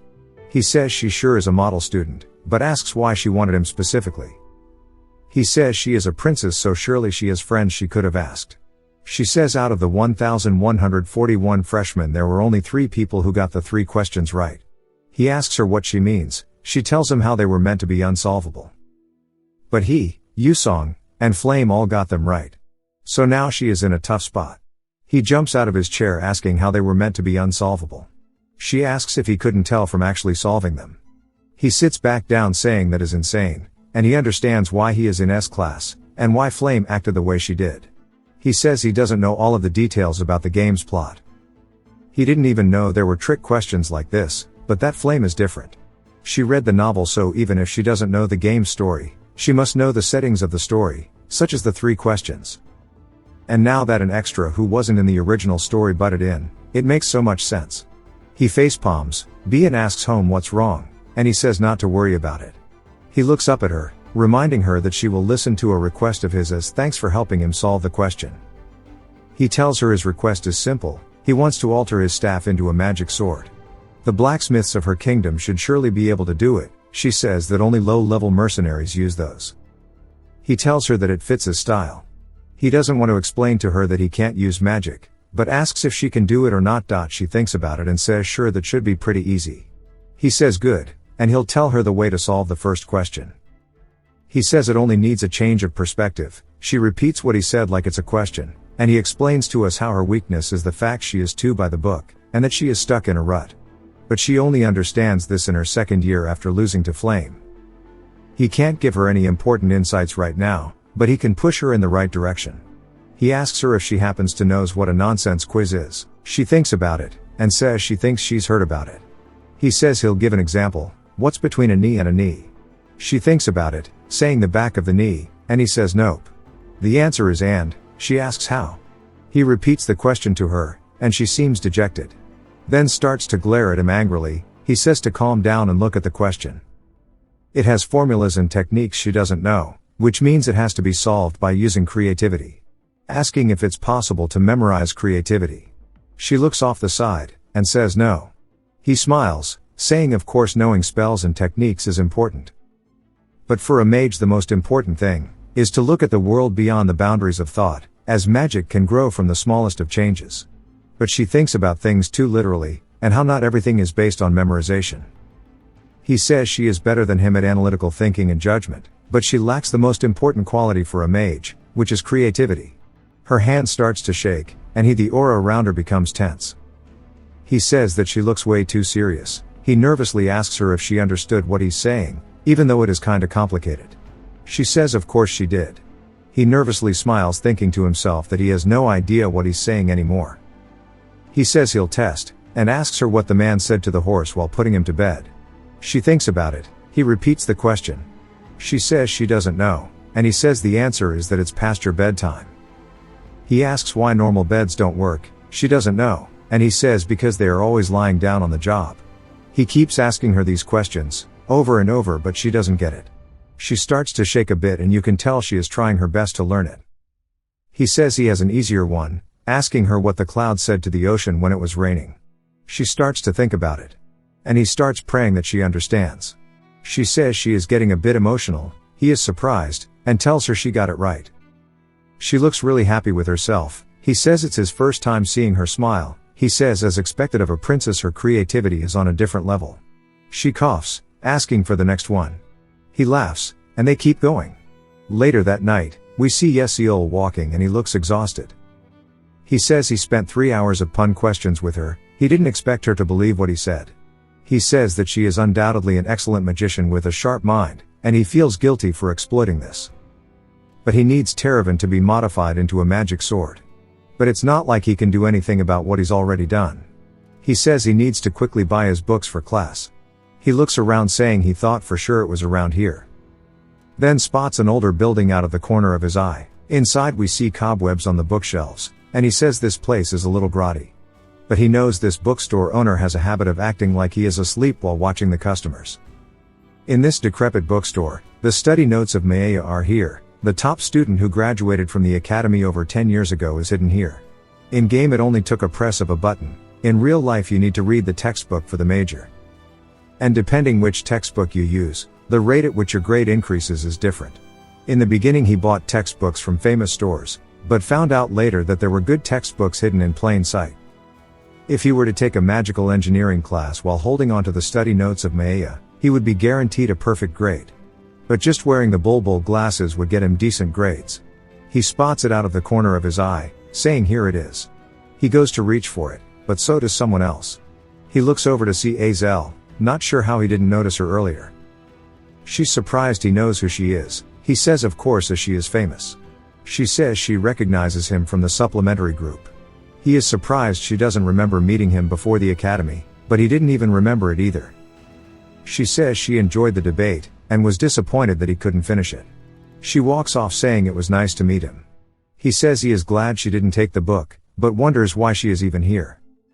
We see her start taking book after book and he says that the students who come here are usually poor like him. As someone from a fallen family she had no choice but to come here. He says her father was probably killed by dark demonic humans, and it's sad a princess like us has to come to a used bookstore, but is still worried about the prices due to a lack of money. In the novel she faced a bad ending too. She died before Flame even became the main character, and she is one of the most unfortunate characters in the game. He puts some books on the counter, asking for her to give him these. He looks over at Azel and asks what she's looking at. She's about to call him the R word, but changes to saying the topics seem interesting. He says there's no way she was about to insult him. He asks like what, and she asks why he's even reading topics about advanced sealing theory. As it's an ancient magic involving the use of an item. But since magical engineering and alchemy are things, it's a skill that is rarely used. He says it's true the subject has little use, and she says that at least he knows. But he says that's why he is taking it. She asks what he means. He says that everyone thinks like she does, so it's an easy class to get better grades in. He says he'll be going first, just leaving her confused. He says just as Azel said, not many are willing to take the class of theory sealing, but it means he can spend less time on it and still get great grades. So he won't be having any issues this semester. The next day, we see Azel walking to her class, saying the class on nihility should be easy to get good grades in. But sees there are a lot of people in here, and they all start to think about it. She sighs, saying it can't be helped, she has to do her best. The class ends, and while everyone is leaving, Azel is deep in thought, and sighs saying this is troubling and will be hard to get a scholarship. Her stomach starts to growl, and she says she needs to eat. As she's walking to the cafeteria, she passes an open door and spots Yesiol sitting inside, wondering what he's doing. She sees a lecturer and that there are barely any students, and that they all have pretty bad grades. She says the lecture might be in danger of getting cancelled. But she starts to think about it, saying if she signs up for this class she can raise her grades without putting much time into it. And if she uses the time she saves to study for other classes she can earn more scholarship money. She wonders if this is why Yesiol picked it, because the subject was easy, and wonders if all of his classes have been planned to be easy. But decides there's no way, and wonders what she is thinking. Saying she's sure it is a coincidence, it cuts back to Yesiol inside of the classroom, while his lecturer goes on about the origin of magic. The professor is named Layton. He explains how the mage in white taught the elves nature magic, the dwarves matter magic and humans elemental magic. Then he transcended to the heavens. After a bit, Yesiol asks how he's gonna deal with this for 3 years, and that going through school at this age is torture. He sighs, saying the lecture is truthfully important, as it might give him clues to the true ending. But he could be wrong as it's just a guess. Then he looks over to his right, wondering why Azel is in this class. He doesn't remember any main characters taking it. But not that it matters to him. Layton says that humanity didn't stop at elemental magic. They began to travel the world stealing magic from even species, and even then weren't satisfied. But there wasn't more magic for them to learn. The founding mage left behind the 12 divine moons and disappeared. Remember, the black dragon was the 13th moon. He asks if anyone knows about the 12 divine moons. Aziel says that they are guardians who protect the power of the continent, and they were scattered throughout the continent carrying out their duties until 1,000 years ago. Layton says that's right, they had their own special powers. For example, the moon that symbolized summer, the 6th moon of the red summer, wielded a red flame, and is said that its flames never died out. If you go into the deep sea of Alamanca you can still see the flames. So if anyone is curious they can take a look. He wonders if that's meant to be a joke. Since if a living being entered the king of the sea's domain they would die right away. Layton shows another example saying that the Levian's coast is a great whirlpool in the middle of the ocean, that has been frozen solid by the 12th moon of the blue winter. Each divine moon has their own unique powers, and a miracle is set to occur if they were all together. One of the students asks what the miracle is, and Layton says that nobody actually knows, as they fell asleep 1,000 years ago. Yesiel says he met some of the divine moons in the game, but it was only 5 of them through events. That was only possible because he gathered information from other players in the community. There weren't any other players who met more than he did. He says if his assumptions are correct, then bringing them all together is related to the true ending. He says he only managed to meet 5 of them after risking his life multiple times. But he has no other choice if he wants to witness the true ending. We see a fire attack towards a dummy, as Yil is saying that strength does not mean everything. As no matter how strong the attack is, if it cannot land, it is meaningless. She walks around while everyone practicing their fire spells. She sees a powerful attack flying in, causing a massive explosion. But is surprised as when the smoke settles from around the target dummy, it is uninjured, showing that it missed. She looks annoyed, and says that is terrible, as it was Bian who cast the attack, which we know from her history with her mother is bad. It cuts to Bian sitting down, and that she looks sad, saying she showed her mother a sorry sight again. And that she must be disappointed. Someone calls out to her, and she turns to see a girl with red hair. She asks if she is okay, and says that Bian is amazing. It was the same magic as her, but it was way stronger than her own. Bian asks why it matters when she couldn't even aim properly. The girl says that her magic was incredible, and that it was super cool. She says that she's been hearing about her since she was young. Bian says her name is Arshoang. She thinks at least, she remembers hearing about her, and that she is a genius of the fire attribute. Bian says she thought that she must be nothing compared to her magic, but tells her it must be nice to have such high accuracy. Arshoang says if Bian practices more, she won't even be comparable to her. Bian says enough with this, but that talking to her has made her feel better. She tells her goodbye, and leaves. Arshoang's happy demeanor clearly shifts to a serious one. It jumps to a different building, and inside we see Bian sighing. Someone calls out to her, and we see a girl waiting by a hot cup of tea. She is Bian's exclusive guard Ye Taran. Taran tells her she prepared a drink and some ginseng candy. She says for the staff remodeling commission she asked about, the staff is good, so they said a top-grade magic sword would be made. Bian asks and Taran says they are questioning something. She asks her what, and Taran says that she heard that the staff will continuously suck in the user's mana. Bian says that it sounds like a dark demonic tool. Taran says it's a bit different from that, and it's consistently resonating with nature energy. Bian says that sounds horrible, asking why such a garbage staff is middle-high class. Taran says that is exactly why it is one. Bian asks what she means. She says that the original ability would strengthen the user's mana, making it a high class or higher. But because it just sucks in mana, it was downscaled to middle-high. Bian jumps up surprised by this, asking how a student can wield that. Taran says she is confused about it too. Bian says that she knows that it wasn't there for them to resonate with in the first place. But she doesn't think anyone would use it to begin with, unless they had a ton of mana. She says she doesn't understand, but surely Yesiel will figure it out. She takes a sip of her tea, saying that he sure is unique. It cuts a few days later to the official start of the semester.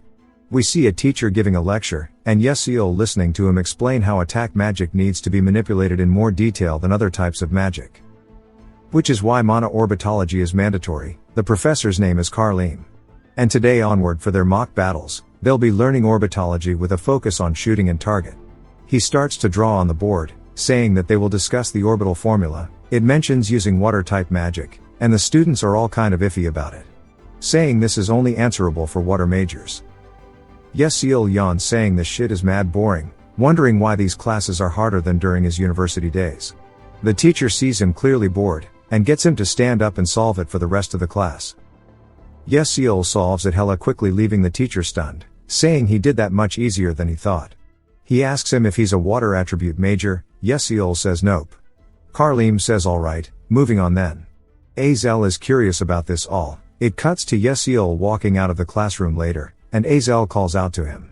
He turns to see her holding her book, and she says that she has a question for him. He is surprised, asking her what she needs to ask.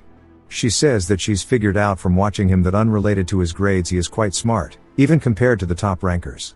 She confirmed it due to the question's difficulty, as it was at a level even professors would struggle. Even if you say that Stella is where geniuses are common, What's the deal with Yeseol? She at first was in denial, but now she is certain that he has a course registration strategy. And that if that's the case, she needs to know. So she asks his next class, is caught off guard. Asking if she is interested in him or something, she gets annoyed saying that's gross. He wonder what he's even doing, and asks why she's curious. She says that she did research on the classes he is taking, and it looks like they are all ones he can easily get good grades. So asks where he learned his strategy from. He tells her that he didn't learn anything, it is just a coincidence. And if that is all, then he will be heading out. She tells him to wait, but he doesn't. She realizes she said it too quietly, and decides to try again. She tells him to please wait, and he asks what she needs, saying that she can learn that kind of thing from someone else, there are other smart people. Or to keep following what he's doing herself. She says but anyone who takes Divine Moon Studies gets an A+, so it won't matter if she takes it. But if she registers for his other classes, it could impact his grades negatively. He understands that she needs the scholarship or else it's Joe over for her, but even in this situation she is concerned about others' grades. He says even if she is annoying, she is still the female lead. She asks if he can at least recommended her one easy class and makes puppy dog eyes. He asks if she thinks her looks will convince him. She says that usually when she looks at her face it makes her stress go away. He fades out saying she isn't real. She laughs saying it was just a joke, and she prepared some compensation. He asks what it is, and wonders why all of these kids love to offer compensation. She asks if he knows about the ghost story of the 7th tower. He says he does, and she says most people don't know about it. Since it's an abandoned building that disappeared, there are a lot of barriers that prevent people from going to. He tells her to wait, and she asks why and if everyone is okay. He says he is going to go insane, since this is a lot of good info. Since with this Flame can increase her affection with the male protagonist. And the reason he is bringing up Flame is because if Azel knew it as the main heroine, and it must be something she only told the male protagonist, and not an extra like himself. He tells her that it's scary and he doesn't want to hear it, as it isn't interesting. She asks if he's afraid of ghosts at such an age. He says fine, he'll tell her for free.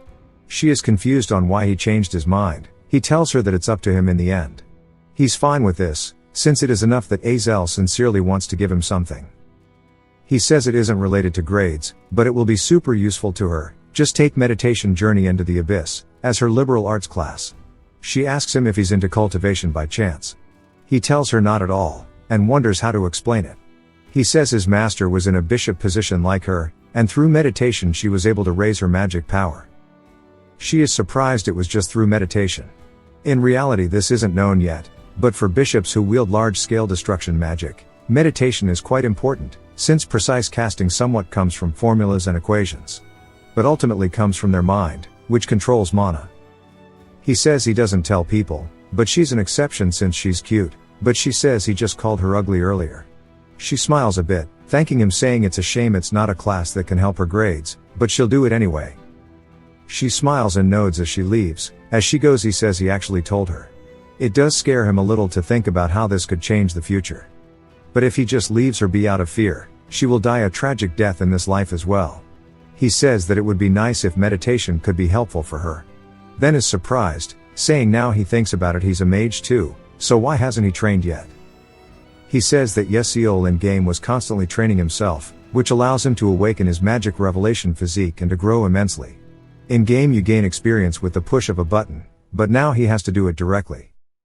And that it's been quiet lately and he hasn't been able to gain experience. He smirks saying he is grateful to Azel. It cuts to him walking around his dorm saying that it's quite large. Inside of Stella all students live in dorms. The dormitory was supposed to be extra content in game that lets you decorate your room for fun. But for Yeseol it's basically his only home since his village burnt down. The dorms are divided according to the class you are in. The size of the room is the same, but the number of people assigned to the rooms differ based on class. Of course the S classes get the highest floors to themselves. He sighs saying he guesses he'll start, and he begins to meditate. He says stats are all that matter. Since this is reality he needs to get used to this body. In game Yeseol was a genius who manifested sword aura by utilizing the fact that mana is endlessly circulating in and out of him. Nobody paid any attention to him, so nobody knew. But he is a genius swordmaster who was the only one in the world to reach the pinnacle of swordsmanship. He says he needs to walk down that path once more. He says breathing is what dictates the flow of the mana in his body, If he slowly increases the amount of mana with each breath, it'll be enough to take it all at once. Skills don't level up with just experience, you need to keep using the skill to level it up. So all you have to do is train. As time goes by, we see it's bright outside. He has a thin aura around him. Then he snaps out of it, saying that this is the same sensation that Yesiul must have felt. As someone who accepted the MLS at a young age, his skills begin to level up from his meditation. And he screams alright. He says he's one step closer to his goal, and will find the true ending no matter what. It cuts to a grassy field. And Flame explains that the grass and wind are artificially created with magic. The Stelladome is a king of pocket dimension that's set up on the campus. It allows for you to freely manipulate the size dimension and its features. All types of events are held there, as well as mock dungeon and gate runs, and monster training. We see all of the students sitting there, and Flame says there's a total of 141 people here. We see her in the back. She explains how there's 50 from class A1 and A2, and 40 from the S class, and if it was like the novel there'd only be 39 from the S class.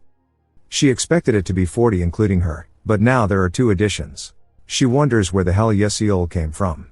In the novel there were meant to be 1,140 students, and with her addition it became 1,141.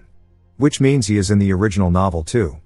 She says she'll figure things out slowly, as she is the only one who knows the novel after all. She says the lessons will be starting soon. She hears people talking to Jeremy about his registration. He says he is done with his, and they joined the soft magic research because of him.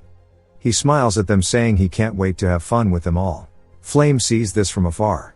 She says that Prince Jeremy in the novel was obsessed with Azel but was rejected by her, leading him to become a villain. He looks kind, but his actions are all calculated, and she plans to avoid him. He sees her out of the corner of his eye, then smiles and waves at her. She says he sure is good looking, and she understands why so many people kiss his ass. Jeremy's clique is the most conspicuous in the school. She turns saying she has to get it together, since this is her reality now. He watches her leave, and smirks while saying her name. Hanwol appears, telling them all it's time to begin training, and he needs to know their skill levels in order to teach them properly.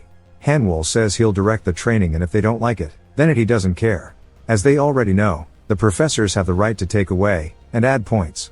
He says it's time to explain training now. He says that it's gonna be mock dungeon training, and he will be using real monster behavior and traps to test them all. He says if you take a monster down with a risk level of 1, you get 4 points. Risk level 2 monsters are 8 points each. 20 points if you find the point stick. He says the top 5 students will get a small reward and shop privilege. If you're afraid of failing, you are allowed to make teams.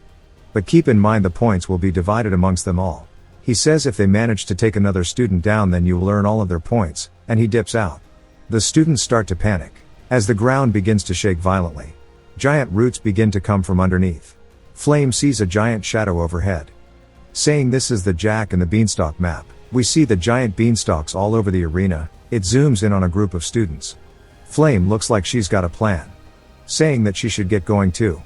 Then we hear a familiar voice. Jackie asks if she's going to be alone during practical training. Flame says while forming a team would be good, but it's best she stays alone. She tells her she'll be going alone. Jackie says she understands since the points would be distributed among them. Flame says she sounds sarcastic. She tells her they can group up next time, as she leaves. Flame says it feels like she is mimicking her, but it might be her imagination. She decides that it is most likely just a phase. An hour later we see what I think is a slime exploding. Flame says that this is quite tiring, asking when this will end. Then she spots something. As roots begin to spread toward her, she puts up a barrier, blocking them. The roots start to pull back, and retract underground. She says she didn't expect that, and even the practical training isn't to be underestimated.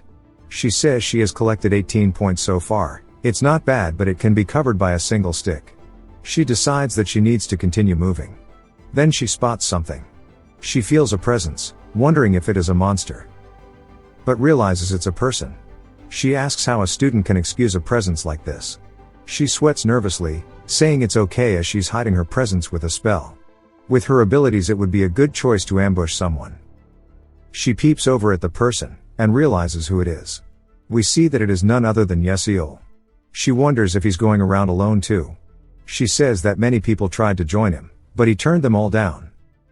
She looks closer, seeing the point stick in his hand. She thinks that this is the perfect chance, and decides to test him here.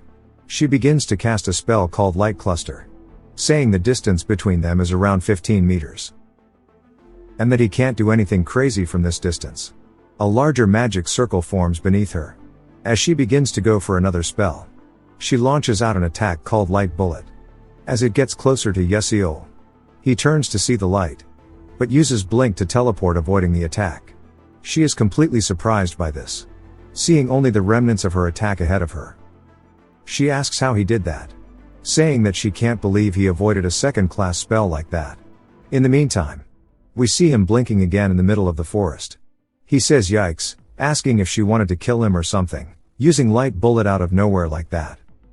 He says that he's glad his MLS level increased, or else he'd be in big trouble. His Blink is now a class 1 spell, and has a 3-meter increase, and can be used once more in rapid succession. He says he has 2 blinks left, so if he uses the terrain to his advantage he can take her on here, but avoiding is the best choice. He blinks twice more, landing pretty far away. He says that he should be safe all the way out here. His goal is 5th place, so he shouldn't risk anything here. As the 5th place reward are ethelic roots, which increase strength and health by a bit. The top 4 spots will be the main characters anyway. He says that he just needs 3 point sticks. Someone says look who it is. We see 2 people standing, never mind, there's more people who are snickering at him. Yesiul recognizes him. His name is Raiden. He is famous in school right now. He is a member of Uzlek and Jeremy's cliqueception. Yesiul says anyway. Then notices there are 3 point sticks in his hand. He says for a pushover he sure has collected a lot, and one of the kids says he heard that Yesiul cheated. Raiden says to have gotten into the S-class purely for those 3 dumb questions. Stella sure has fallen. They call out to him. Raiden says since they've met, he needs to give him his point stick. Yesiul says he doesn't wanna, and Raiden laughs, asking if he is resisting them. He begins to smirk, asking if he thinks he can beat the 4 of them all by himself. They mock how he is such a good staff, but he can't even use it. Yesiul wonders what to do. He says that with a first-class blink it'll be hard to face him who is from a famous family. But maybe if he had 3 blinks. But still, he has a point stick in his hand. And the fact that this is a dungeon is beneficial. He holds the stick out, telling Raiden to take it. Raiden says that's what he's talking about. Yesiul smirks. Then blinks right into Raiden's face. Raiden is caught off guard. Yesiul holds his point stick. Then swings it at Raiden, hitting a barrier of sorts. Raiden grits his teeth, saying this damned commoner is pushing his limits. Raiden swings his wand, and yells saying he's going to get him. But sees that Yesiul has already left. He hears Yesiul behind him, and turns to see him, saying that was dangerous. Then smirks while showing he took one of his point sticks. Raiden tells him to give it back, but again Yesiul says he doesn't wanna. He says the point sticks are efficient, and he learned while playing the game that they are actually a bugged item, due to their unnaturally high durability that allows them to not get destroyed by the magic of students. He looks up, saying while other mages can just use magic, for him it's a weapon that he can swing with full confidence of it not breaking. Raiden clicks his tongue, asking how dare he take what is his. He turns, asking for his boys to do something. But the ground begins to shake around them. Raiden tells them all to get it together and not to lose sight of Yesiul. Yesiul takes the chance to slip out. One of them spots it and calls it out. They fire their magic at him, asking where he's going. Yesiul turns to see their attacks. He says they are better than he thought, but blinks out of their trajectories. They wonder where he's going, saying he's too fast for them to track him. Yesiul says his years of PvP experience will make this easy as hell. Raiden says they just need to hit him once. The dungeon begins to shift again. Raiden tells them to calm down, saying he is still nearby and to wait until it stops shaking to attack. Since if their magic fails there will be a rebound, so they need to be careful. But he's caught off guard by Yesiul right in his face. Yesiul swings the stick at him again, knocking him backward into one of his friends. It ruins the kid's magic like was just discussed. The kid begins to experience rebounding, and lightning begins to zap all around their group. Yesiul blinks out again, and turns back, saying that it's all over now. Raiden turns to see him as Yesiul shows that he took yet another stick from him.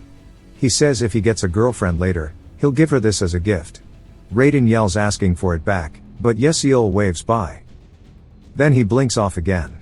Raiden screams out of anger, while we see they were being watched. Yesiul laughs, saying he hit the jackpot. He knocks a vine away, saying if he fought normally he'd have been robbed.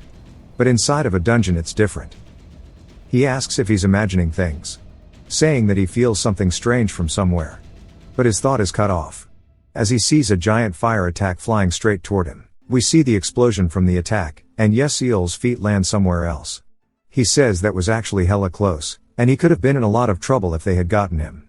He recognizes the spell, and as a shadowy figure approaches him, we hear a familiar voice calling out, asking why he didn't take the other sticks from those bastards. It's none other than Bien, and Yesiul wonders why she is here. He says he thinks she's misunderstanding something. It's not that he didn't, but rather that he couldn't. In the first place, what does him taking their sticks or not have to do with her? Bien thinks about it for a second, clearly not having a reply, and Yesiul remembers that her brain is smooth as baby shit and barks at her, asking if she was waiting for him to take on all of them so she could take the sticks from him. He reminds her that he just taught her before they came here, and she only replies that she is of royal blood, seemingly proud about it. She says that if he's aware of her intentions, then they should just fight, since taking objects from commoners is undignified for a royal. She says she will defeat him properly and take the sticks from him. Yesiul laughs, saying, "Dignified my ass," asking if she really enjoys robbing weaklings. She asks what he means by weaklings, stating that she saw him joking around with those bastards from the start and that he didn't even use proper magic to face them. We get a flashback to her walking through the woods, saying she has to hurry because she doesn't want to get in trouble with her mother, so she needs to quickly get points.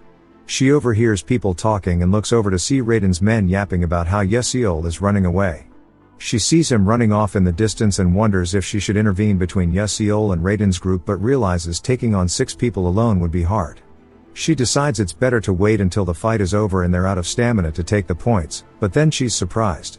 Yesiul teleports behind Raiden and smacks him with a stick, as we saw earlier, and she realizes that the only spell he's using is Blink.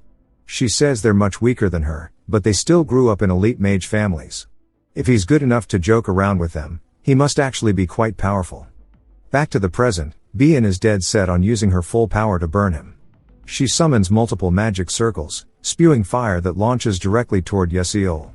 He leaps into the air, avoiding the attacks, but as he looks over, he spots yet another fireball coming from the side. He quickly uses Blink to reposition himself. Bien is watching intently, seemingly lost in thought. Yesiul says, as expected of her, that was actually really dangerous. It's a good thing he trained his intuition in advance, and using 2 blinks to dodge is difficult. There has to be another way. Bien then asks him if he's still not going to take out his staff. Yesiul asks what she's talking about, reminding her that she took it to get remodeled. She says he must have at least the basic staff given to him when he got in, and he realizes he completely forgot about it, admitting that he never planned to use it, which is why he forgot. She says he is always joking, starting to get frustrated. She realizes she's desperate in this situation, but Yesiul is just joking around with her. She says that she doesn't know about other losers, but it would be good for him to properly go all out against her. Yesiul is confused, saying he has been serious from the start, he just can't use magic right now. As she starts to release more magic, she warns him that if he doesn't, she'll actually kill him. Yesiul realizes something as she unleashes even more power, going full throttle. She says again that if he doesn't take it seriously, she really will kill him. As Bien's fire magic begins to surround Yesiul, she says that she will definitely crush him today, and she launches the attack directly at him. As the flames get closer, Yesiul dodges the first, which she had planned for, as the second is right in his face. He drops to the ground to avoid it but realizes she planned this too, as a fire wave is crashing directly toward him. He says even if he dodges with Blink, the attack is too wide, and he wonders what to do.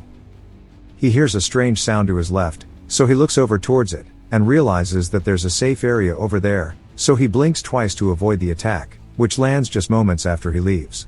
Standing there, watching the aftermath, he says he was lucky this time, but it will definitely get harder from here. Even if he gets close to Bien, the flames surrounding her body will explode the moment he gets near. He knows this from how many times he's lost in PvP against flame mages, and Bien is much stronger than you'd think. If this were Flatland, he'd have been done for in just 1 minute, or rather, he wouldn't have even stood a chance in the first place. Bien follows up with some flame arrows that shoot straight toward him. He grips tightly onto the point sticks, saying he doesn't plan to sit around and do nothing, as he charges forward into the attack, causing a giant explosion. He emerges unscathed, but the arrows turn toward him again. His sixth sense starts to activate. As the arrows slow down in front of him, he can see their trajectories clearly. Now knowing what to do, he begins deflecting them one by one using the point sticks. Bien is shooketh, saying there's no way he's using a weapon to deflect magic, something she never thought possible. As Yesiol continues deflecting her magic, he feels his senses fading as more time passes. The feeling of moving his body and facing a mage, rather than using a mouse and keyboard, is so vivid. He can feel the flow of mana surging, as if he could grab it with his own hands. This sixth sense now feels as familiar to him as sight or hearing. Bien, still wondering how she's losing, bites her lip. She says that, with this location full of trees, it should be more advantageous to her fire attribute. She says she just needs to turn it up a notch. She channels even more magic into her staff. Meanwhile, Yesiol is still deflecting the flame arrows but realizes he can't just keep defending forever. He needs to find a way to use these point sticks to destroy her barrier somehow. As he runs, he spots her figure from behind and changes direction, heading straight toward her. He realizes this is his chance and blinks forward past her flame aura, getting in close. Bien turns, surprised, then grits her teeth. She had actually planned for this. She activates an ability called Lighter Crash, as a magic circle appears beneath her. Yesiol recognizes it as a spell used by fire-class bishops in close combat, which causes a knockback explosion for anyone within 2 meters. But he grins, saying he's experienced this countless times. He backpedals from the magic circle. Bien didn't expect this. Right before his feet touch the ground, he instantly pushes himself forward, back into range, hitting her barrier with the point stick. Bien is still lost, wondering how he's managing this. Her barrier begins to crack. Yesiol quickly follows up, and her barrier fully shatters, causing her to fall to the floor. She begins to pant as he approaches her, kneeling down, laughing, and saying that he won. She gets embarrassed, asking him who he really is. He says that he's just a normal student. Then, turning behind him, he tells someone to stop hiding and come out. It's none other than Flame. As Flame walks forward towards them, she says that she wasn't hiding, asking how he knew she was there, and he says that he just had a feeling, but we nod it's because of his sixth sense. She seems suspicious about his answer, and asks him how he broke the magic field with a training device like the point sticks, asking if that was also just a feeling. He says that this kind of bug must not have been in the original novel, but he can't tell her the truth, and tells her that it's actually just really sturdy. She says that a training device has its limits, asking if he really thought that would be able to break the magic shield, then asks him if he knows why normal knights disappear from this world. Yesiol realizes that she's right, and doesn't have a response. She thought he was weird since before, but now she is genuinely curious as to who exactly he is. Bien sits there, not saying a word, and Yesiol realizes he's not in a good position, and it hasn't even been a month into school yet.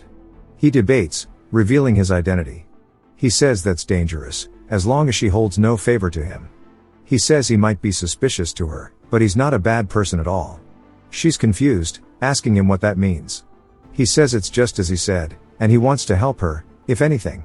She gets even more suspicious, wondering why he would help her, and goes to ask him again who he is, but he realizes it's his chance to leave, and he says that he wants to tell her more, but he doesn't have the time. As soon as he goes to leave, we see Bien glaring at him, as she throws her point sticks at him, hitting him in the back of the head. She's surprised that they actually hit, and he says if she had complaints, she should have used her words. She says that she thought he would catch them, and he can dodge everything else, but he can't catch simple point sticks.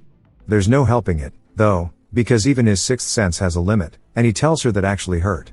His sixth sense sustainment time depends on his mind power, and since his mind power has bottomed out, his migraines are severe right now. He asks her why she threw these at him. She says that she lost, so he should take them. He wonders if it's her pride, but he can't take all of them, as his rankings would rise too much, and all the other prizes are useless. He takes just one, and smiles, saying she can have the rest of them. Then he goes to leave. As he sits there in his mind, thinking that he's so cool, as he is a man who shows kindness to the opponent he beat. But in reality, we see Flame asking if he's an idiot, and Bien says that she thinks he's a commoner who has no common sense, saying it's ironic, and she starts to think about his actual identity. At the same time, we see a map of the forest. As the teachers are watching it all, we hear one of the teachers laughing, saying the S-class students are incredible this year.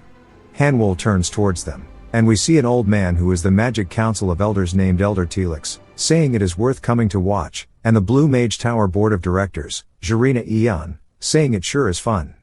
Hanwol says that there sure are many big shots who have come to watch these new students, but says that they probably are here just to scout talents, and he's sure most of the other professors are also watching this as well. Hanwol turns to his left, as something interesting pops up, and he says damn, as we see that both Yusong and Wonryong have met each other. Wonryong raises his wand into the air, shooting out a magic attack that flies directly towards Yusong. Yusong soars straight up into the sky, and begins to avoid the icicles, one by one, using some kind of spell to jump between them. Jarina says that it is hella impressive, and Telix wonders if that's possible at the age of 17.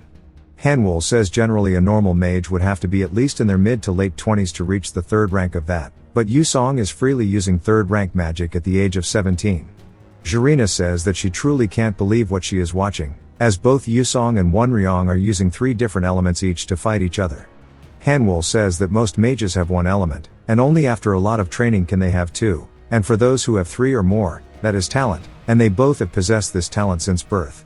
We hear a bird screeching, and Hanwol is surprised as we learn that it is a hidden boss that has appeared in between their fight. It lets out a loud screech, and begins to fall directly onto them.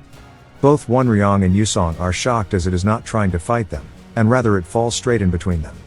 We hear Azel asking if they were in the middle of a fight, as she stands atop it, and apologizes for interrupting. Hanwol is still watching, and he kindly explains that a hidden boss is a type of hidden event that only appears once you have abilities past a certain amount. Not only are they hard to find, but it is also not easy to defeat them. If she were to hunt that alone, that is quite something. Jarina recognizes her, and Telix does too, saying it is unfortunate if it wasn't for her father, her talent would bloom even more. Then something catches his attention, as we see Bian with her flame aura around her, and they wonder who she is fighting as he has never seen them before, as we see it is none other than the fight she had with Yuseol, and they watch him use blink. We learned why they are so surprised by this, as although countless scholars tried to control it over hundreds of years, everyone failed and either died or became crippled. So, they gave up on blink. It is a spell that is absolutely impossible to control. Now, we understand why Telix is completely baffled by this, and they wonder who the hell he is. Hanwol tells him that his name is Yuseol, and that he is a very unique student who uses blink as his specialty. They all start to talk about it, and one of them says this is a completely different issue than Yusong, Wonryong, or even Lullaby's overwhelming power. Telix asks why he doesn't use other magic, and instead just jokes around, saying if he used magic, he could have ended this battle long ago, and he does not understand it, but somebody else says that he is actually fighting seriously right now, and they all turn to see him, and we are introduced to Eltman Eltwin, who says that he has been serious from the start, asking if they don't see it that way. Then he says it's interesting, and the way he fights reminds him of the chivalry that once existed in the old generations. Telix asks if he means the same chivalry that disappeared with the cold weapons. Hanwol says he also understands. By chivalry, he is talking about the knight's mentality of those who still use swords in a new world that uses magic. The existence of the heroes who have existed since long ago to protect the world, they were said to have always fought evil with a single sword. Telix says for magic to exist, but to still fight with a sword by choice is something that is not possible. But right now, he is actually using the point sword as a stick, and if that is what Eltwin is feeling as the headmaster of Stella Academy, which is the best magic academy in the world, and a 9th ranked master mage and one of the only 10 great sages on the continent, if this is truly what the great sage thinks, then it must be true. It jumps to later as the first dungeon practical training area has now ended. We are at the S-Class exclusive training hall. We see somebody using magic on one of the dummies, none other than Wonryong, practicing. He grips tightly on his wand, saying he is still too far behind. 39 of the 141 students who participated in the practical training were eliminated. Azel, who defeated the mysterious bird, came first, then Wonryong came second. Yusong got 6th, but he still doesn't feel like he won. Back then, if Azel had not interrupted, he definitely would have lost, and he grits his teeth in frustration, saying it's been the case since he first saw him. Yusong half-assed everything, but regardless of what he did, he would get above expert results. Even in this practical training, he set up magic circles all around and thoroughly calculated his movements, yet Yusong received all of his attacks with complete ease. He wonders if he truly can't beat him no matter what he does, and if the wall of talent was this much to overcome. He starts to calm himself down, saying there's no time to blame himself, and he just has to work harder. It jumps to Bien strolling through the training ground as she spots Wonryong still training his magic on the dummies. She says usually he's calm, but today he seems very spiteful. But that's not something she should be saying, as she starts to cast her own magic towards the dummies. She's also hella pissed that she lost. Wonryong looks over, seeing her training as well. Bien says even after being defeated, the point stick she got put her in third place, which upsets her. And while her mother was satisfied, if she didn't receive that, she would have been punished. She's hella annoyed by how Yeseol was acting during the whole fight. Wonryong sits there, staring at her, and wonders if maybe something happened to her as well, and he doesn't know if this is just a feeling, but her magic seems to have gotten more accurate than earlier. With how explosive her fire magic is, it's almost impossible to control it precisely, so he doesn't think there's any way she could have improved so much in that short period of time, so it must be a coincidence. We see internally she's still in denial, as she doesn't want to admit that Yeseol's classes have been effective. After switching to the pun quizzes, her magic achievement has increased tremendously. He's just a commoner, and his grades are terrible, and his personality is also hot ass, but she's sure that Yeseol is the only person who knows the method to supplement her weakness. But it still makes her really upset. Karin calls out to her, and says that the staff Teravan which she requested to be remodeled is complete, and wonders if she should give it back to Yeseol now.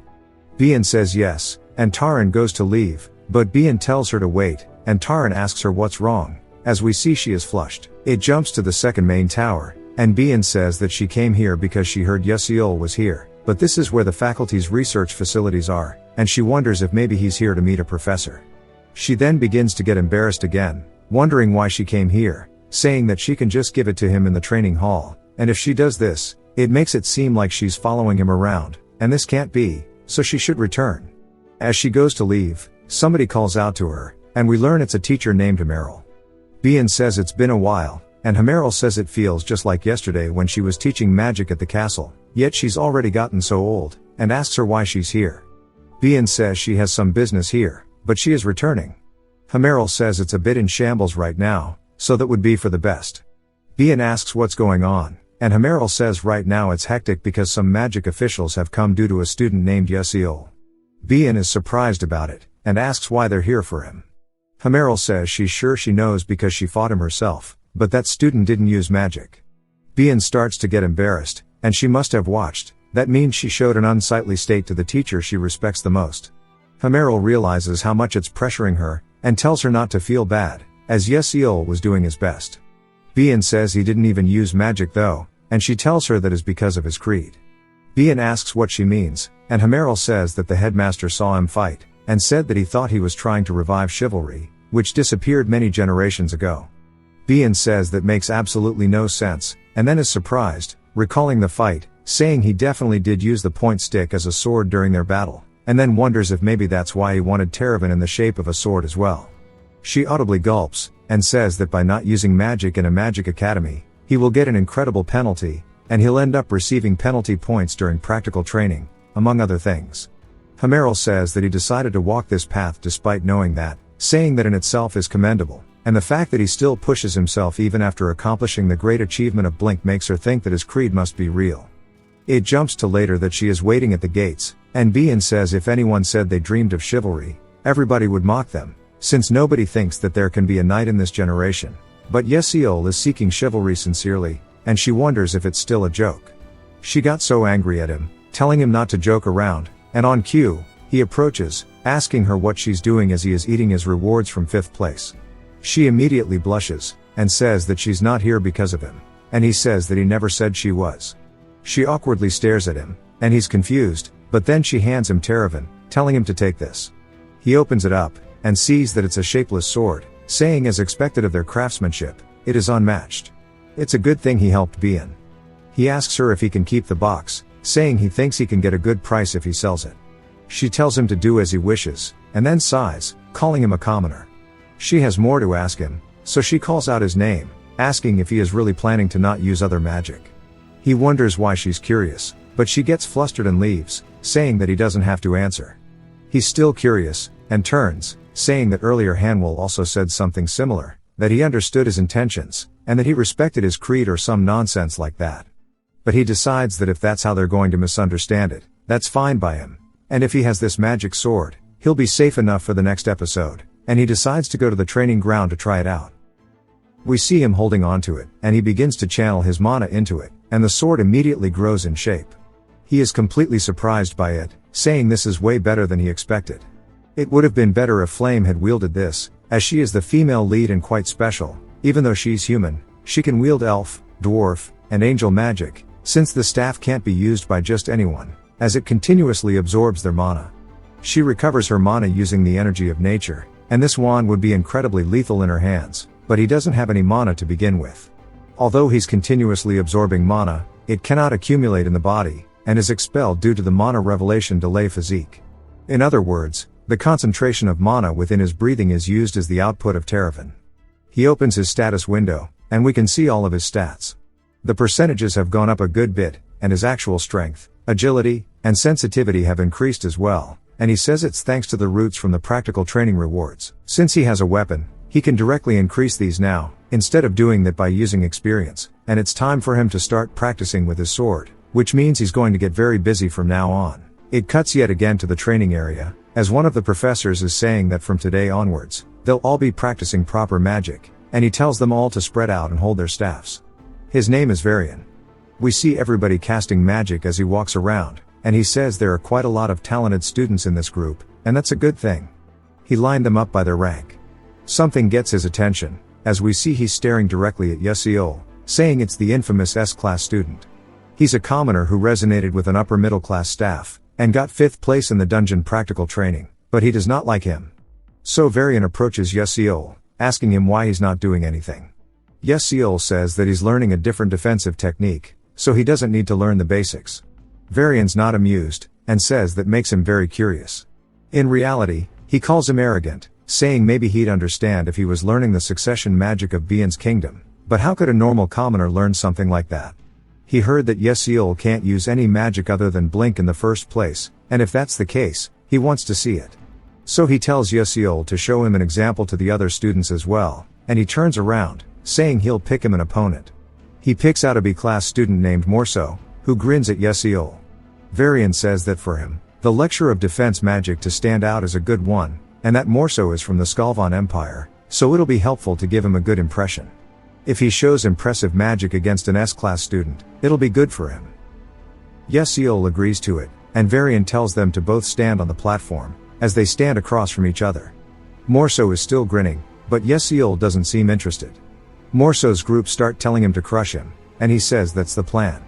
Yesiol looks over and sees both Uzlek and Raiden, and lets out a sigh. He's only taking it because it's a mandatory class, and there is nothing to do since he can't use magic. And that Varian has always been notorious since the first episode. He begins to grin, saying it's time to check the results of his training up until now. Varian says that the duel will be based on attack and defense turns, and you cannot use magic outside of them, and he tells Morso to begin. Raiden says that Morso will definitely win, since he's learned offensive Earth-class magic, and Uzlek says it will be hard to defend against that. We see Jeremy smiling, but he doesn't say anything. Varian tells them to get ready, and announces the start of the duel, as Morso raises a giant rock using his magic. The other students say it's second-rank magic, and they're only meant to use first rank during mock duels, and they wonder if Yesiol will be okay. Morso launches it out, and we learn it's called the Dorden Stone Pierce. Bro really said his family name before the name of the attack. As it flies directly towards Yesiol, he begins to imbue his mana into his blade as it takes shape, and he slices it straight in half. It flies past him, disintegrating into the air. Varian is speechless, and Jeremy starts to lock in, but Morso is shaking, saying there's no way his magic just disappeared. Yesiol starts to stretch since it's his turn, and the other students wonder where Morso's magic just went. Varian says it would make no sense for it to disappear from just a normal slash, however, it really did vanish as he can't sense it anymore. All magic has a path of mana, but in the case where you accurately cut that, the magic will be extinguished, and he wonders if that is something Yesiol is truly capable of. Yesiol's just happy that his blade is better than he thought, although he can only barely manage to cut third-rank magic. It was good that he practiced in the training hall for a few days without rest, and this might actually be doable.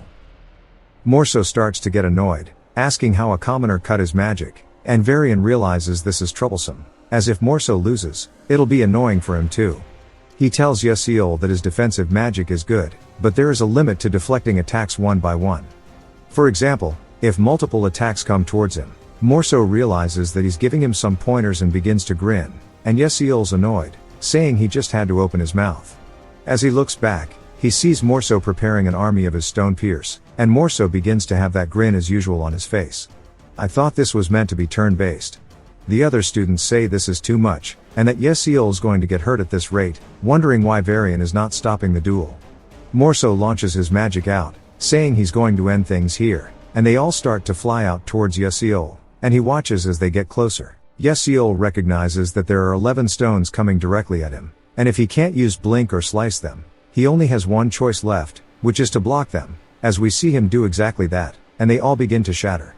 Morso starts to panic because his strongest spell is blocked hella easily.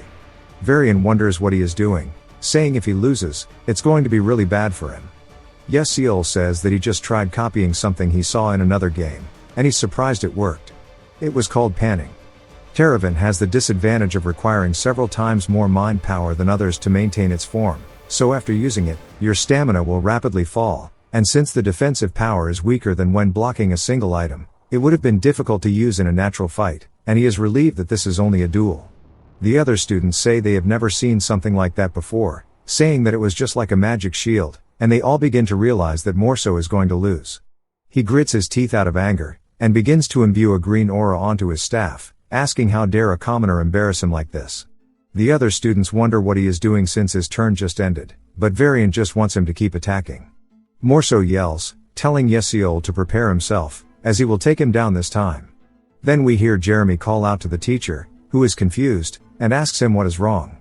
Jeremy smiles, asking him why he is not giving Yesiol his attack turn. Varian freezes up, and the other students start to discuss among themselves, saying that this isn't a basic duel anymore. They start to see Varian in a negative light, and he realizes he was too focused on the duel to notice their reactions. He stares at Jeremy, who asks him why he is not doing anything. Varian then says that he is going to change the turn, and as soon as we hear Morso say magic shield, the fight is already over, as Yesiol has his sword right at his throat. Morso is baffled by what happened, and the other students say that Yesiol is more impressive than they thought. Jeremy begins to smile, as he has something in mind. It jumps to a fancy room, as we hear somebody being beaten. After we hear their voice, it's none other than Morso, and a woman is watching. Morso drops to the floor, soaked in blood, and we see Jeremy standing above him. He walks over to a woman named Varian, and says that he thinks his friend is pretty hurt, asking if she can take a look at him, and if something goes wrong, he'll be very sad. She says she understands, and he thanks her while walking away. We see her making a confused face, saying that he called him a friend rather than a loyal subject. Within the Skalvan Empire, where the heir to the throne is decided solely by magic ability, Crown Prince Jeremy obtained the role of Crown Prince after beating his brothers at the age of 12. The fact that Morso is not his loyal subject means that the Dordan family has been thrown out of the political world. It's not just Morso.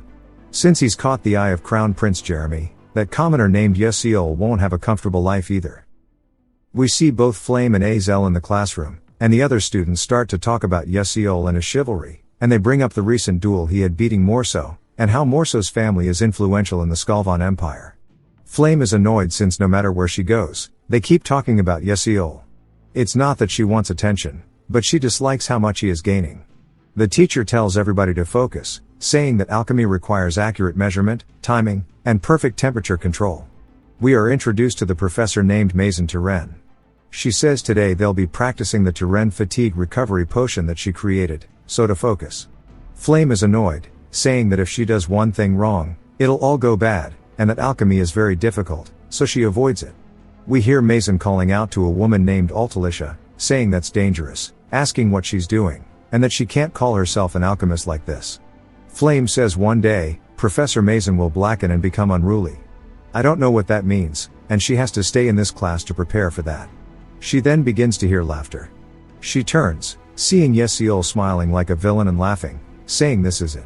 She says at first she thought he took this course to get close to Azel, but it seems like he's just a pervert, asking what the hell he's doing, but decides to ignore it and just go get some ingredients. We see some red potions on the table, and she sighs, saying she finally finished it. Thanks to the fact that Flame's academic achievement is high, she can make it quickly. Then she turns, wondering how Azel is doing, as we see that she is still working, and Flame says that she's pretty decent. Then she's surprised that she's only decent, saying in the original novel, Azel coincidentally comes across some magic engineering notes, and she created a high-rank compatible good to the Turen fatigue recovery potion inside of this class, but for some reason, she's only making a normal potion. We then hear Mason asking Yesiol who told him he could change the experiment ingredients as he wished. He asks what's wrong with doing it this way, as it's more effective. She says that the result is the problem, as this is different from the Turen fatigue potion that she requested. Flame is surprised, and wonders if Yesiol made the quality potion that Azel was supposed to make here instead. Flame starts to find it strange, asking how Yesiol was able to make the potion that Azel was meant to make. Mason sighs, saying he just won't listen, and his attitude is a mess, and this is why commoners won't do. Flame recognizes it, saying that the line was originally meant to be, "This is why your family fell." Those words became traumatic to Azel, who lost her family, and they bothered her until the moment she finished making the potion. She wonders if maybe Yesiol knew this and purposely got on Professor Mason's bad side to help protect Azel from that. Professor Mason is quite the influence within Stella, and if you get on her bad side once, there will be after effects on your grades and other classes. So what is Yesiol's deal? Why would he go that far for her? Mason yells, asking, "What's with that tone of voice?" and tells Yesiol to bring his parents here immediately. He sighs, saying he was so focused on alchemy, he really forgot about this annoying development, and he tells her that he doesn't have parents. She gets embarrassed and flustered, and Yesiol says it's too late, he's already gotten on her bad side, so there's not much he can do, but he decides not to worry about it, as tomorrow he can focus on making a kimchi potion and a cola potion. What is bro cooking? A few weeks later, we hear Mason yelling at him once more, saying that she's told him repeatedly not to use ingredients she hasn't taught him about. He says that he's currently creating better results by slightly altering her compositions.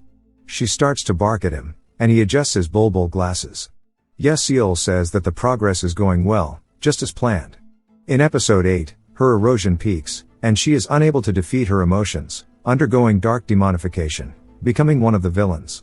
Once her dark demon erosion progresses to 90%, she completely becomes a dark demonic being. But while her erosion is under 50%, it's impossible to find out through magic. Her progress is currently at 21%. He can't report her, or prove that she's a dark, demonic human, so he just needs to continuously provoke her, and once it passes 50%, he'll call in the Dark Demon Assassination Squad. For a typical dark demon erosion, there would have been a way to overturn it before she completely underwent demonification. However, she is a contractor who went with a dark, demonic human of her own volition, and the dark, demonic human seeds inside her are already blossoming, so it's impossible to reverse. The 4th episode hasn't even started yet, but she's a very strong boss, so he needs to prepare beforehand. If he doesn't, she'll turn other students into dark, demonic humans and threaten Stella. What a waste of a baddie. Mason says that his attitude is still the same as ever, and he should not expect a good mark from the alchemy subject. He says this is better, because if he doesn't receive attention, there won't be any additional damage. He begins to realize that thought process was not it, as the practical exam was a group project. We see the other students looking nervous, while Azel is lost in thought. He realizes the atmosphere is bad here, and somebody would mistake it for a funeral, and introduces himself to them all. We are introduced to his classmates, Sehun and Liwan, and of course, Azel. Liwan sighs, saying that their group is screwed, and that Mason always gives bad marks as soon as she hates someone, so they shouldn't even bother with the test, and Yesiol starts to feel sorry. Azel asks how they are meant to give up, saying the practical exam is assessed by at least 3 alchemists from the alchemy castle. That means Professor Mason can't ruin their grades all by herself. Sehun and Liwan look relieved, and begin to smile at each other, saying they should try their best. Then it's a relief, as there is something they wanted to make once. Yesiol smiles at her, and she turns away, acting like it wasn't a big deal at all. She says that the D-Vitality potion given for this assignment won't be hard if they combine the knowledge they've learned, however, they need to gather the ingredients as well. She asks who wants to get the tail of a fire lizard, and Yesiol says he'll do that. She asks if he knows that the monster's corpse is the most important part of alchemy, and he tells her, of course. She says that he's so confident, wondering if she can trust him. Yesiol smiles, saying that he'll just dropship the fire lizard here. We see a student going up to Mason, and she asks if he can give this note to the C group first-year alchemy students, but to everybody other than Team 12. He says, of course. The alchemy practical exam is done in front of the alchemy castle's official alchemist. If he shows a pathetic sight in front of them, his path as an alchemist will be blocked forever. Mason looks proud of herself, saying that she'll teach him what it means to go against a professor. It jumps to the S-class training hall, as we see Flame standing there, and a man approaches her, saying that he was told to give this to her as it's an alchemy announcement. She thanks him, and the man tells her that Mason said not to tell the other students. Flame sighs, saying that just means she's talking about Team 12, asking if she really thought she would just do nothing. She says to wait, because if Yesiel knows the original novel, he'll be prepared for this incident, and he'll prepare not the tail of a fire lizard needed for the D-Vitality potion, but rather the italic spider scale for the Terren point potion. She says, yes, and this will be a chance to finally test Yesiel. It jumps to time being warped to the stadium for the exam, and he says he likes warped and all, but it's always nauseating. A woman welcomes him, calling him Mage Yesiel, and welcomes him to Dereval. He says he's not an official mage yet, rather just a cadet, and she says that a cadet of Stella is worthy of the same treatment as an official mage. Some other people around start to realize that he's a Stella cadet, saying they've never seen the Stella uniform before, and that they're very jealous of it. The woman says if he needs any help to let her know. He says as long as he has a pass and a Stella pocket watch, he'll get treated as an official mage no matter where he goes, and Stella sure is nice. Not to mention, he can use a warp hole that costs 100,000 credits for free. Thanks to that, he's been using the warp hole every weekend to go around the city, and he confirmed that the information he has is mostly the same. He looks around, saying it should be around here somewhere. Today's goal is a fire lizard, which is known to have a risk level of 2. Although its stamina and power are stronger than that of most beasts, you have to use at least second rank magic to catch one due to its magic resistance and quick movements. When he tested out by catching risk level 1 monsters, it was pretty easy, so he thinks he'll be able to handle a risk level 2 monster. It quickly runs behind him, and he draws out Terravan, saying that it's here. He starts to walk around the bushes, waiting for it to jump out from, and it spots him and starts to charge at him. His sixth sense activates, and he turns, stabbing it directly in the throat. The monster screeches after getting impaled. Yesiel watches as it draws its last few breaths, falling to the floor, and he says he's got one. He starts to hear more footsteps as he turns to see 3 more pop out, and he smiles, saying it's time to get to work, and he charges straight towards them all. We see Azel making a really surprised expression, saying that it's super fresh, and Yesiel says, obviously. She clears her throat, saying he seems to care and has an eye for ingredients, and he smiles, saying as long as she's aware. She then says now they just need to make it perfectly, and it's time for them all to do this. He asks if everybody's gathered, saying today's exam, as she said, will be carried out in front of the alchemist from Alchemy Castle. If they do well here, it'll be helpful for their futures as alchemists, and says it's time to begin. Today's exam subject is the Terren point potion. Type B. Yesiel is surprised, and so are the rest. Azel says that she thought the exam was on the D-Vitality potion. Mason says yes, but she sent out an announcement that it was changed to the Terren point potion, saying that everybody else already knew about it. Yesiel realizes this is how she's going to play. It doesn't matter to him, but it will be tough for the others if they fail because of this. He wonders if this was part of the original novel. Flame turns to look at him, and as soon as he makes eye contact with her, she instantly turns her head, and he's curious. She wonders what happened, saying that she thought Yesiel would know the original novel, but why was he unable to prevent this from happening? Mason asks if Azel prepared the wrong ingredients, and she goes to explain it.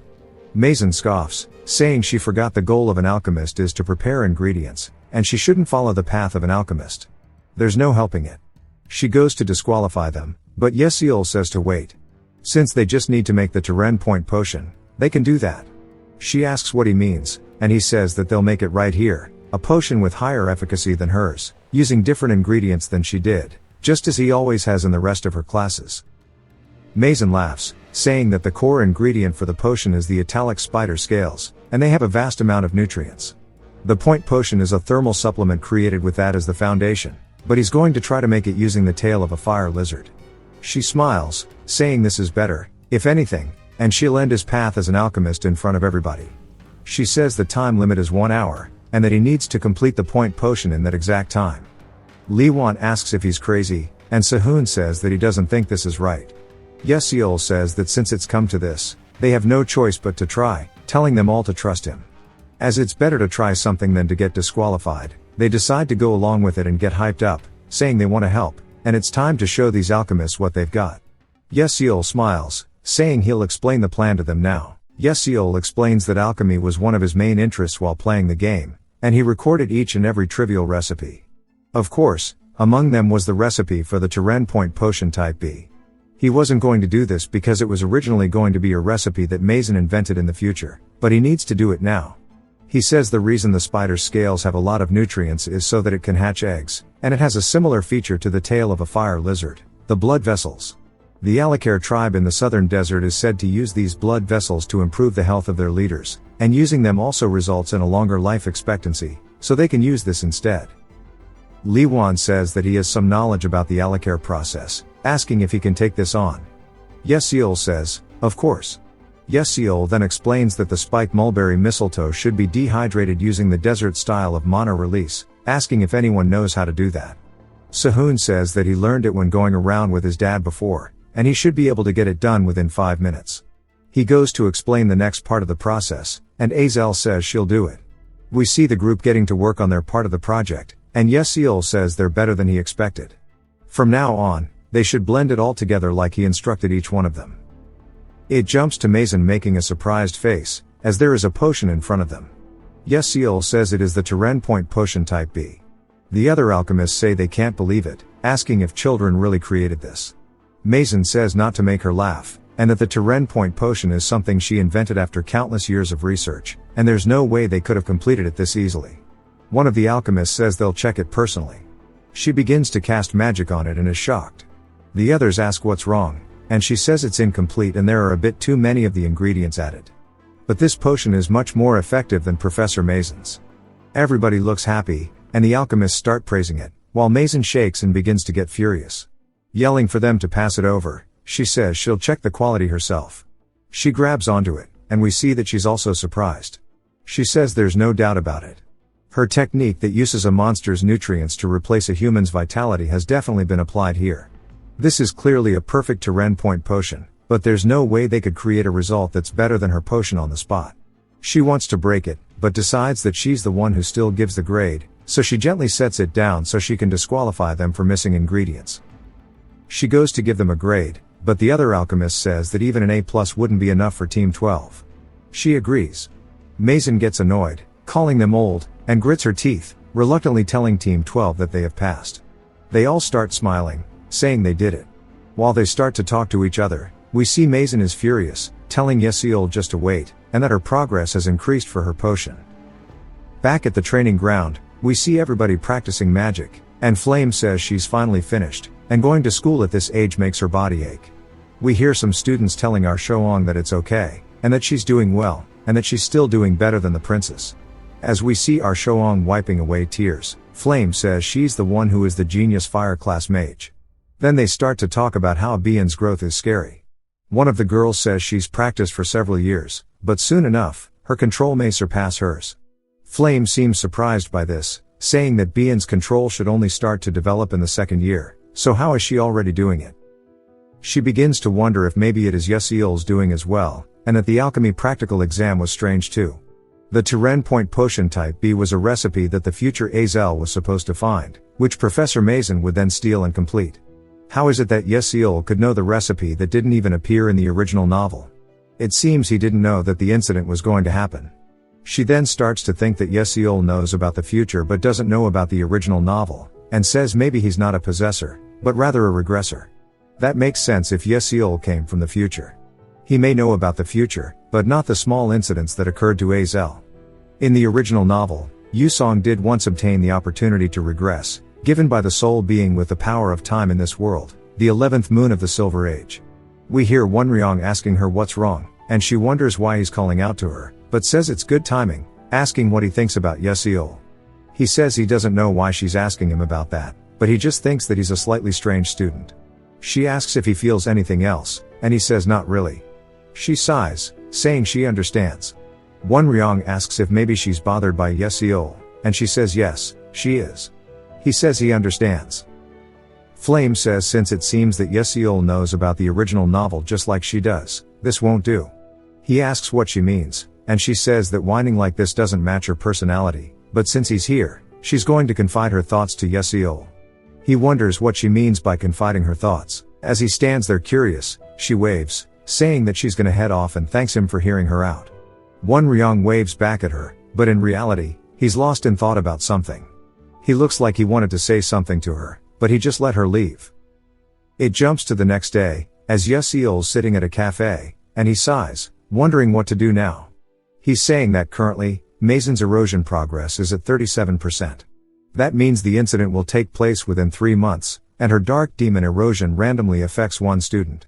There are 3 candidates, Jackie, Arsho-ong, and Wonryong. If Wonryong gets involved, it's the worst case scenario. It's something that he's always had to be careful of in the game, as getting it always meant a bad ending. He starts to think about who the most likely of the 3 would be, and then he's surprised as Flame is standing before him. She asks who he is, and he asks what she's saying so suddenly. She says that last time he didn't answer about his identity. He wonders why he's getting this question again, and says that it's making things difficult for him. He looks back up at her, thinking that telling her the truth and obtaining information from her might actually help him get to the true ending, and since he has nothing to lose, he should just say it. So he opens his mouth to tell her, but a bunch of status warnings begin to appear, saying he lacks narrative power, and he can't reveal the fact that he is a possessor. He says this is driving him nuts, but thinks he can do it like this. He says they both have secrets they don't want to reveal to each other, so they can just tell each other half of it. She agrees, saying fine, and says that she'll ask first, confirming that he knows the future. He wonders why she's accelerating it, saying he only said to tell half, and he says that the fact she's asking that means she must also know the future, asking what she's trying to achieve by going to school. She says it's to move the world in a direction where it doesn't collapse, as the world is unstable. He says that's a relief, though he can't tell if she's telling the truth or not. Then she says it's her turn, asking him why he's acting like this. He wonders what she means and decides to speak vaguely, saying that it's just because he thinks this is for the best. He awkwardly smiles, thinking that should be enough, but she yells at him, telling him not to lie, asking how someone can be that kind, and says there's definitely some kind of. It jumps again, this time to Flame laying in bed, saying that she chose a 4-person room because she liked the bustle. But if she knew it would be like this, she would have just chosen an S-class exclusive 1-person room, as it's too noisy to sleep. She opens her eyes, thinking about Yeseol, saying that he definitely said he did not have a goal. And that's evidence that he regressed, no doubt about it. The last part of the original novel, The 11th Moon of the Silver Age, says this to Yusong: you can turn back time, but at the price, you will lose most of your memories, and after completing your mission, your existence will cease to be. No one will remember that you saved the world, and even those you loved will come to forget you. Asking if you really wanted to go back and walk those steps again. Yusong says if that's his fate, he will accept it. But Azel stopped him from that, as she told him to wait, saying that rather than living in a world without him, she'd rather go to ruin while remembering him. And they hold each other, embracing as the world ends. Convinced by her, he gave up regressing, and that was how the epilogue ended. She sits up in bed, saying that if this world is a different story from the original novel, and it was Yeseol who used the 11th moon of the Silver Age's power to regress, after fulfilling his mission, Yeseol will disappear, and his existence will be completely erased from this world. But the one who should have lost most of his memories, and only has his mission, said he just wants to live. We see her really conflicted about it as she squeezes her bedsheets, and she does not finish her thoughts.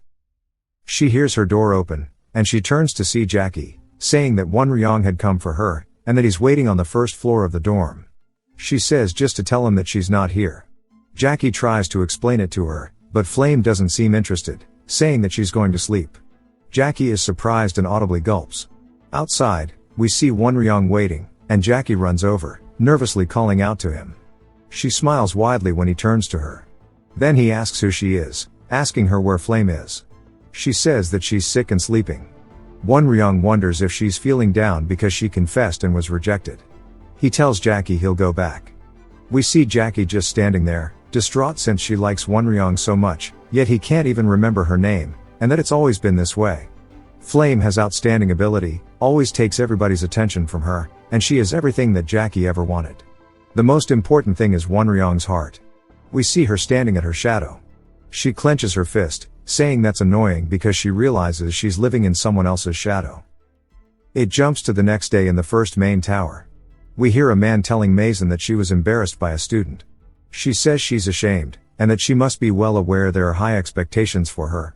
It is the vice principal of the academy, named Akihaden. He asks her if the research on the random sequence convergence technique is progressing well. Mason says of course, that she won't disappoint him. He puts his hand on her shoulder, saying that he'll trust her. As soon as she goes to leave, his smile drops, and he calls her an idiot, saying she doesn't even know she's being used.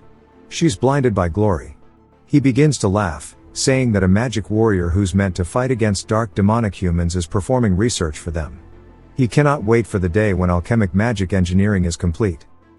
We get another cut as we see a giant stack of paper, with Altalicia struggling to walk, saying she can't see. Somebody lifts up half of it, which surprises her, and Yesiol asks her if she's okay. We see them setting down the papers somewhere else, and she thanks him, saying if it wasn't for him, she would have gotten in trouble with Professor Mason again. He tells her it's nothing. Then he looks around the room, saying this place looks like Asmongold's room. Something catches his attention as there is a formula written on the board. Altalicia explains that it's something Mason is researching with the doctors, and she thinks it was called the random sequence convergence technique. Yesiol recognizes it, asking if this is really that technique. He explains that the first formula of alchemic magic engineering is this technique. In Professor Mason's blackening episode, she and the demonic humans work together to complete this technique. As a result, the difference in technical skills leads to incredible damage, but after Altalicia appears, the situation changes. He begins to wonder what if she is to solve this technique before the dark demonic humans do. So he calls out to her, and she asks if he wants some coffee too, but he says no, asking if it bothers her that Professor Mason is always barking at her. She asks why he's asking all of a sudden, and he wonders if, given the chance to take revenge, if she would accept it. She asks how she could get revenge as she's just an assistant.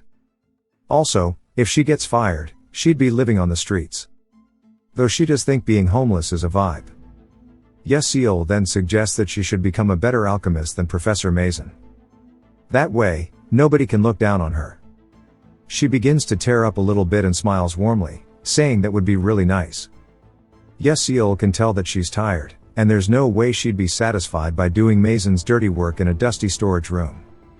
She has a dream to become an alchemist, to make all sorts of inventions, and she has the talent to make it come true, and that is because she will one day become this generation's greatest alchemist. She will create countless items with her genius brain and innovative thinking, even though she's in the situation she is now. Of course, she's been discouraged by reality so far and had to put it away, but he'll help her achieve that dream. After Stella's first round of exams ended, he went to meet her regularly. We see her excited, saying that she wanted to add a function where he could change the color of a pen by pressing a button. And he says that she should try adding an eraser too while she's at it. She says that would be a really good idea. And he says that her inventions have been progressing pretty smoothly, but her formulaic solutions are still lacking. He needs to lead her to the answer before Mason reaches it, but it's not easy. We then hear Flame calling Yesiol an old man, asking what he's spacing out for, saying if he goes around like this he'll bump into someone. He asks who she's calling old man. She says obviously him. He says that he never told her his age, but that she does speak to him more frequently than before. He says this is good timing, asking if she knows her friend Jackie. Flame starts to cringe, saying that's a crime. Yesiol tells her he hasn't said anything yet, but that she should just keep an eye on her as she might not be in a good condition right now. If she's influenced by the dark demon erosion, she'll be in a very unstable state. Flame says that she doesn't get it, but she's going hunting with her during the weekend, so she'll watch her then. Yesiol thanks her and says that in this hunting season, it's obvious where they'll go. It's the location where the fourth episode begins called Martiva Cemetery. All of the main characters, including Yusong, Azel, and Flame, are involved in it. It is a huge battle where 5th class necromancers appear. Of course, he's not going to intervene in the story, but earning the hidden reward there will be helpful in the familiar contract ceremony. We see him handing Hanwell his leave pass, and Hanwell says that it's not like he can learn swordsmanship or chivalry here at Stella. So him leaving for training makes sense. Yesiol asks what he means, but Hanwell says that it was nothing. He then spots something on his desk as Yusong has his own leave request as well. He says that he should sound this out just in case and mentions to Hanwol that there are a lot of students requesting leaves to go out hunting. Hanwol says that they're all going to Martiva's cemetery for club activities, probably to try to win points. Yeseol says that's just as he thought. Then he comments on how both Yusong and Wonryong both have high marks, and they sure are diligent. Hanwol says that he's mistaken, as Yusong is going home. But Wonryong is going with Flame. Yeseol says they won't be able to defeat the Necromancer's attack without Yusong though. He doesn't know what's gotten into Yusong, as he would never go home without a specific incident, but what's for sure is that the current members will never be able to defeat the Necromancer. He wonders what to do, because without concrete evidence, he won't be able to request for support, and he won't be able to tell them the proper info because of the narrative power, but he can't just sit by while they die, so he has no choice as he has to handle this one himself. It jumps to a few days later at Martiva's cemetery. We see a monster dead on the ground and a student in front of it, and he says that a risk level of 2 is too much, as these fish only need a single blow, and we are introduced to a student named Dolk Chulkwang. Somebody yells, asking him why he just destroys everything, and we are introduced to another student named Kasev Derek, who asks if he can't hear his orders. Chulkwang apologizes while laughing, which causes Derek to be annoyed, asking what he finds so funny. And we are introduced to another member of their party who is a second year named Bon Dayan. We even see Azel is there too. Dayan tells her that she doesn't need to worry about these guys because they are just dumb, and they wonder why they are catching strays. They start bantering as Azel watches. She says that she came because they said they had an empty seat in the club that was allowed special leaves, but they don't seem to be bad people, which is a good thing. They then tell her it's time to go, and as she says yes, a giant explosion occurs behind her. They all turn, wondering what's going on. Chulkwang says that it seems like someone crazy is fighting nearby. Dayan says that it won't be good if their hunting grounds overlap, so they should go say hi, asking if that's okay. Derek says yeah, and as they all start walking over, Azel is surprised because what she sees in front of her is Flame and Bien, as they are having a WWE stare down. She wonders what they're doing there. As we hear Bien saying that she shot down the big fish first. Flame says bullshit, and this is the area they are hunting in, so it's theirs. Azel says that shrew is a pretty big fish, and they have a risk of level 3, and she heard they were hard to discover. She guesses they're in a fight to raise more points. So she really doesn't want to get involved. But there's also another reason. As she looks over, she says that she doesn't want to meet the younger sister of the enemy who killed her father in the first place. She decides that she needs to go leave quickly. As Derek walks over, calling out to his juniors, saying that they shouldn't argue, and they should talk to him instead. But they both bark at him, saying that he needs to continue minding his own business. He asks why they're saying such things to their senior, and Bien says that if he's a senior, he should act like it. The ground begins to shake beneath them. This startles Bien and Flame, as Flame starts to recognize what the energy is. We see a bone stretching out from underneath the ground. Azel looks worried, but so do Bien and Flame. But I assume Flame is just playing, because she definitely knows what's going on being from the real world. As the skeletons begin to emerge from the ground, creating an army. It jumps to elsewhere at the graveyard, as the status window says that his skill experience has increased multiple times. Yeseol says that he wants to use magic, and wonders why it's only blank of all things. As we see he's caught quite a few fish. He says that he should come across it soon. As he begins walking around looking for something, he spots it. And he says that this is what he wanted to get. He doesn't have any overpowered skills or overwhelming power in general to sweep away the skeleton army like Yusong would. So there's only one way for him to survive. He needs to find a way that only players can. And this begins episode 4 of the Necromancer's attack. The ground begins to shake.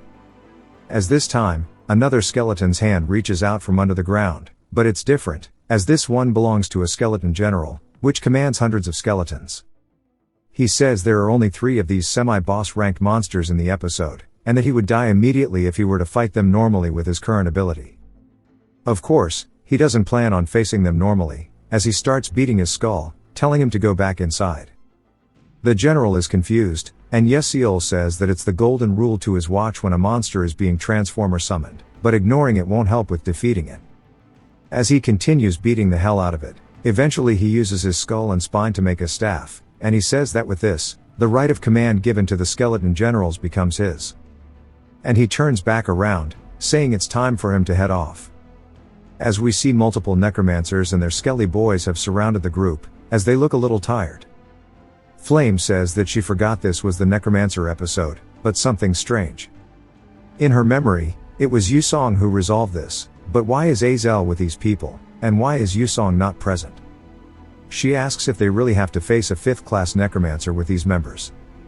One Ryong says that he sent a rescue request to Stella Academy through his pocket watch, and they just have to face the skeletons until then. Chulkwang agrees that the professors will come in clutch if they hold on a bit longer. Dian also says that even if they can't defeat the necromancers, they could escape. Bian says this is not the time to be thinking about that. This is a cemetery, so the longer they wait, the more skeletons will appear, so they have to hurry and return to base camp. Jackie begins panicking, as one of the skeletons comes in to attack her. She screams, only for a spell to hit it, saving her. Azel asks if she's okay, and Jackie says yes. Chulkwang says that Azel is pretty good. Azel tells him that the necromancer must be thoroughly prepared, as she thinks there's a high possibility that they created a pose vessel. A pose vessel is a technique for a necromancer to continuously inject and store one's mana. Even necromancers have a limit to their mana, and if they were to normally summon skeletons, they'd be tired after summoning a dozen 3rd to 4th class skeletons. But to seize a domain this large is pretty impressive. Chulkwang says with how many are gathering, this was probably planned a long time in advance, and they might be trying to kill them and make them into mage skeletons. Derek decides that as the leader, he has to show them something to stand out. And that he'll use strong magic and sweep them away in one go. One of the skeletons grabs onto his leg, and he begins panicking, but Chulkwang runs in, hitting the skeleton away, telling him to keep his hands off of his leader. In the process, he accidentally shoved Derek to keep him out of harm's way, but didn't realize he was mid-cast. And yells, telling everybody that the attack's about to rebound, so duck. A giant clump of mana begins to swell up. Azel's surprised, and Bian yells, saying that if that explodes, they'll be in danger too, as we see a giant explosion from the mana. A little later, we see everybody else on the ground behind Flame as she stands before the horde of skeletons. We see her gassed out, saying that this is not right, and she's at her limit. The situation isn't good, but she also has barely any mana left and no time to recover. Plus, there are way too many enemies for her to handle. As one of the skeletons starts running in, she looks worried, asking if this is how she's going to die. But the skeleton stops just shy of her face, and she is confused by this, because not a single one of them is moving. Yesiel then begins to walk in. Behind the army, Flame sees him and is surprised, asking how he did this. Then she spots the skeleton general, saying that it is much stronger than a normal skeleton, and an elite skeleton should be guarding it, but somehow he defeated it by himself, and even turned it into a staff. She says that she can't believe it, but with this, she'll be able to live. A little later, Chulkwang is thanking him, saying that he survived because of him. Yesiel says it's nothing, then Azel asks how he got the skeleton general's head. He says that he got it from some bone soup, and Azel has no idea what the hell he's talking about, and neither do I, he just made it up so he didn't have to explain he spawn camped it. He clears his throat, saying that it's time to quickly set up some plans, since it'll get annoying when the necromancer begins to ignore the general and control the skeletons themselves. Chulkwang asks if he has some kind of plan to begin with, and Yesiel says on the way he saw that the necromancer had taken control near the base camp. It's impossible to get past this siege, but there is one method, and that is to get the boss. Chulkwang and Dian wonder if maybe he's kidding, so they sit there for a second, only to ask if he's being serious. Yesiel explains that in school, they learned that necromancers wield the strongest ability of necromancy, but their body itself is nothing much. Dian says that there should be countless guards near them, and Yesiel says that the scope of the necromancer's control over is already large. If they don't go for them, they can't escape. He says the current guard forces for the necromancer consist of 1 general, 6 elite skeletons, and 50 normal skeleton soldiers. The more time that passes, the more this number will grow, and this is their only opportunity. But he doesn't know how to convince them. Flame steps in, saying that they can do it, and even if he looks a little stupid, he definitely has more experience in battle and strategy. Bien agrees, saying that she doesn't think they'll be able to break through otherwise. Additionally, the necromancer doesn't expect to be attacked either. Chulkwang and Dian stare at each other for a second, and say that they don't know how they feel so confident, but it's not like they can escape with just the two of them, so they'll work with them. Yeseol is just surprised that they agreed so easily. And Dian says they need to move before the necromancer catches on. It jumps to elsewhere in the cemetery, and we hear a man saying that he's pretty lucky to be able to meet Stella's little chicklings here. If he turns them into skeleton mages, then the dark demonic union bastards won't be able to look down on him either. And he is a 5th class necromancer named Sa Bakyuk. He says it's been 7 years since he started collecting mana in the Pose vessel. There are a whopping 700 skeletons asleep here, and that nobody will be able to laugh at him ever again. He then senses something, wondering if a general got captured. A blue light appears behind him as a giant attack starts to fly in. He's surprised, but puts up a bone wall in time. He says that he can't believe there's a crack in the bone wall he made using 4th circle magic. And he says that he won't let them go. His face then begins to glow as another attack comes in immediately after, giving him no time to counter. This was a combo attack from Bien and Azel. As his bone wall has now been burned and broken, the opening to attack him has been created. He says that he let his guard down, as he never thought they'd come to attack him. Even though they're chicklings, they are still from Stella after all. He didn't want to use this method if possible, but facing them like this is dangerous, so he needs to call the elite soldiers.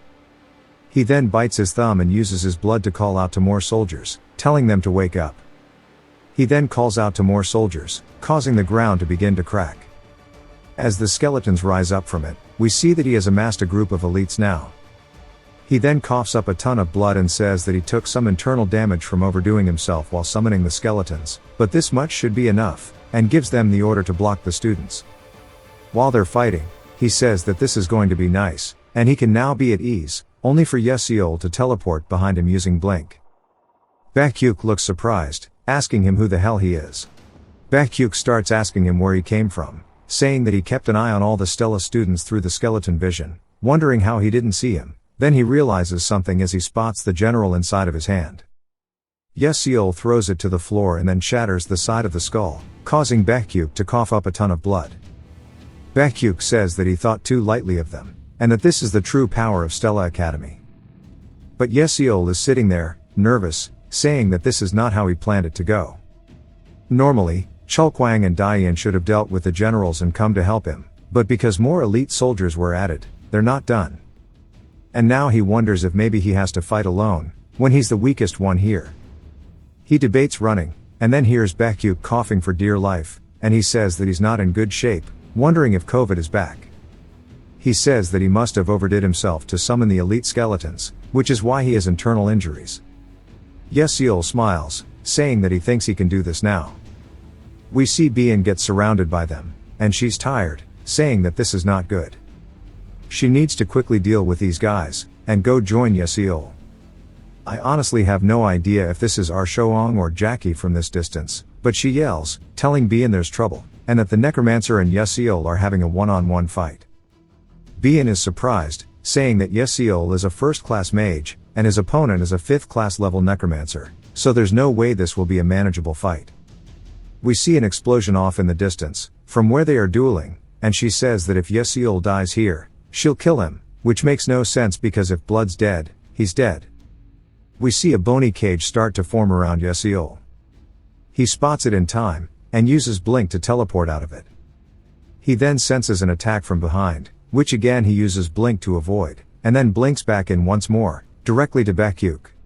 Bakyuk says that he won't let this happen, as he prepares a defensive spell. He pulls out some vials, saying that he brought lots of cola potions, which are good for dissolving bones.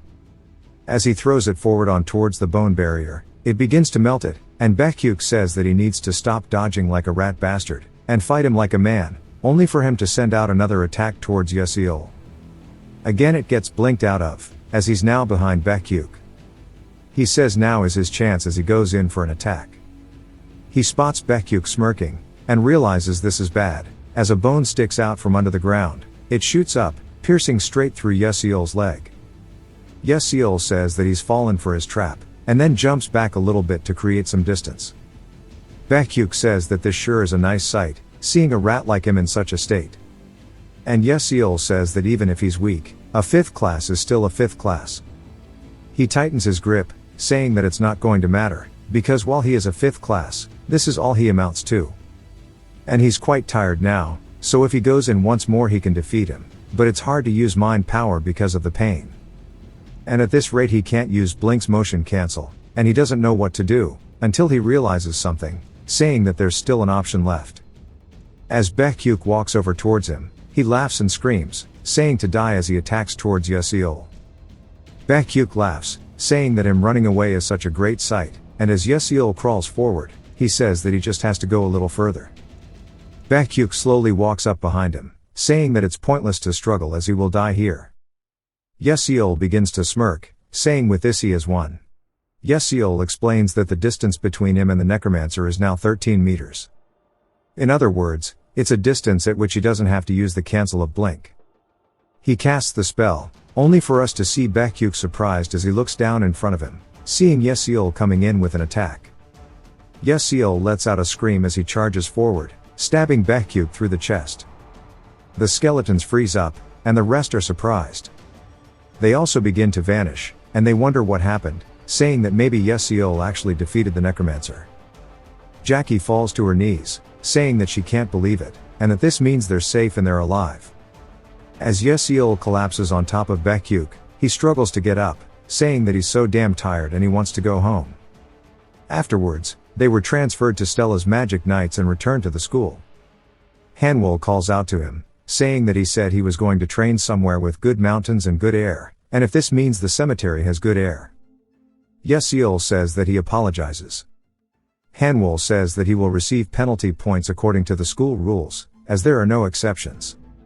However, the fact that he saved a friend, even while violating the rules, is amazing, and he will receive appropriate rewards and points for that, so he should wait.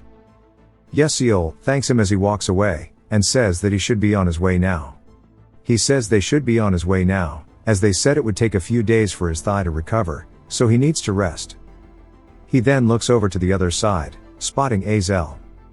She thanks him for saving them. He says that she should just buy him a meal sometime later. She looks down, and he can tell she's about to say something, so he wants to leave before she yaps, but she straight up asks if she can do what he did. He doesn't answer, so she asks again, wondering if she'll be able to if she tries. He realizes this is bad, saying that she didn't ask a question like this originally, and it must be because of him that Azel has become like this. Due to his interference, she only received trials and didn't get a chance to overcome them. But he says that he doesn't think she needs to ask him that, as she's already achieved a miracle that others call impossible. She asks how he knew, and he says that it's because he's been watching. She begins to blush, getting the wrong idea, but Yeseol thinks that maybe she's misunderstanding him as a stalker.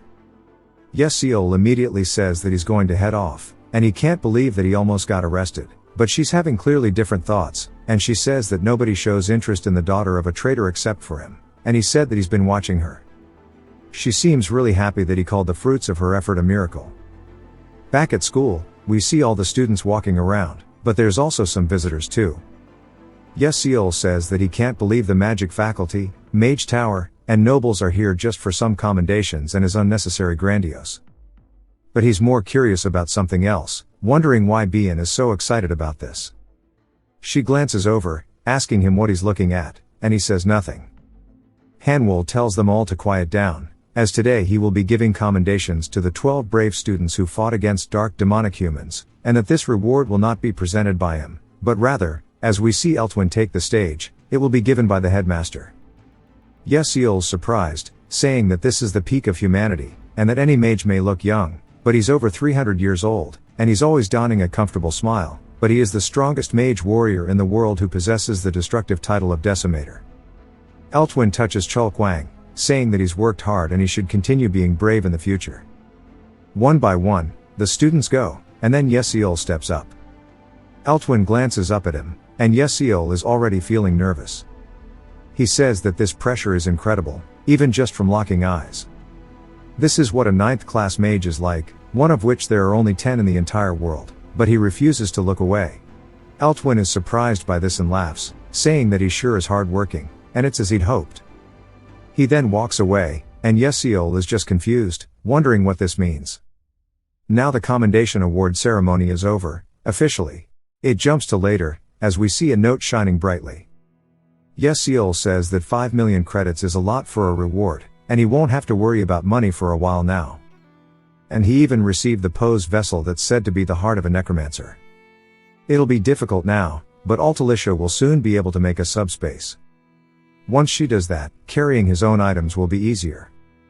He's glad the other students passed on the reward to him. Next are the system rewards. As episode 4 has been completed, we see he has obtained a lot of experience. As he has continued the story in a unique way, the Constellation project promises him additional rewards. A downgraded version of an item he used in-game. Same option, but a skill. The experience. He asks if it's really doing this again. He's a bit torn between what to do, but he thinks he knows what the most important is, saying that he wants to add experience to the blink skill. He realizes how weak he was during this battle. It's useless to work hard like the others. He needs to use his knowledge to go as far as possible. It provides the rewards, forcing the blink skill to reach its limit, making it increase in rank. It is now class 2, which means the maximum distance is 12 meters, which for some reason is less than what it was before. But the charges are increased to 3. As he starts to feel the skill change, he says that with this, 3 charges is good, and he'll be able to use it a bit more while being at ease. And he knows what he has to do now, because he needs to go meet Azel. It jumps to a different building, which is the meditation journey, into the Abyss class. We see Azel sitting there, praying. With her eyes closed, somebody starts calling out to her. Her eyes jolt open, and she wonders if she fell asleep. They tell her that she can't use magic in the middle of meditation, and to look above her head. We see a giant crystal floating overhead, and she wonders when she made these. She didn't use any techniques or make any calculations, wondering if the other students don't realize. She says even if it's first-class magic, they should have felt the flow of the mana before it was completed. Azel wonders if this is from the meditation, because if it is, maybe Yesiel foresaw all of this. It jumps to later, outside at a bakery. We see her holding onto some bread, and she says that, thanks to the reward, she can even eat this red bean paste cream bread that's worth 1,500 credits. We then hear a familiar voice call out to her, as it's none other than Jeremy. She looks up and sees him looking down at her, and he smiles, asking if she's joined any clubs yet. She says not yet, then he asks if she would like to join his. She puts her food down, asking what the conditions are. Jeremy says that he just likes her, so he wanted her to join. She realizes he's lying, as he approached her to use her as a trophy. Jeremy can tell that she doesn't buy into it, saying that he really has no other conditions. She just needs to join his club and stay with him, and he'll do a lot with her. As she knows who he is, she says that she does better than anyone else. We learn that the Scalvan Empire and the Adalebet Kingdom have a hostile relationship, so with Jeremy's power, her difficult life would end. She won't have to get happiness from just eating bread, and she won't have to endure the humiliation of being a trader's daughter. She knows that she shouldn't, and as she goes to reluctantly accept the offer, Jeremy smiles in anticipation, but somebody raises their hand into the air, as it's none other than Flame, who smacks the absolute piss out of her. Azel is brought back to her senses, and Jeremy is just confused as Flame stands there. She then locks in, calling her a piece of trash. She says that she thought they were going to try and work it out, but she was secretly seducing men. She said that she liked her, but now she's going to try and abandon her. Azel is just confused, but Flame grabs her arm, dragging her away, saying that they need to talk. As they begin leaving Jeremy, he smiles, saying he's into that shit. They finally get away from him, and Flame says that was close. Azel asks what just happened, and Flame tells her that she should be thankful to her, as he would have bothered her until she died if she had refused him without a reason. Flame apologizes for hitting her, saying that she's off, and Azel just wonders what all that was. As Flame leaves, she wonders if she made the right choice.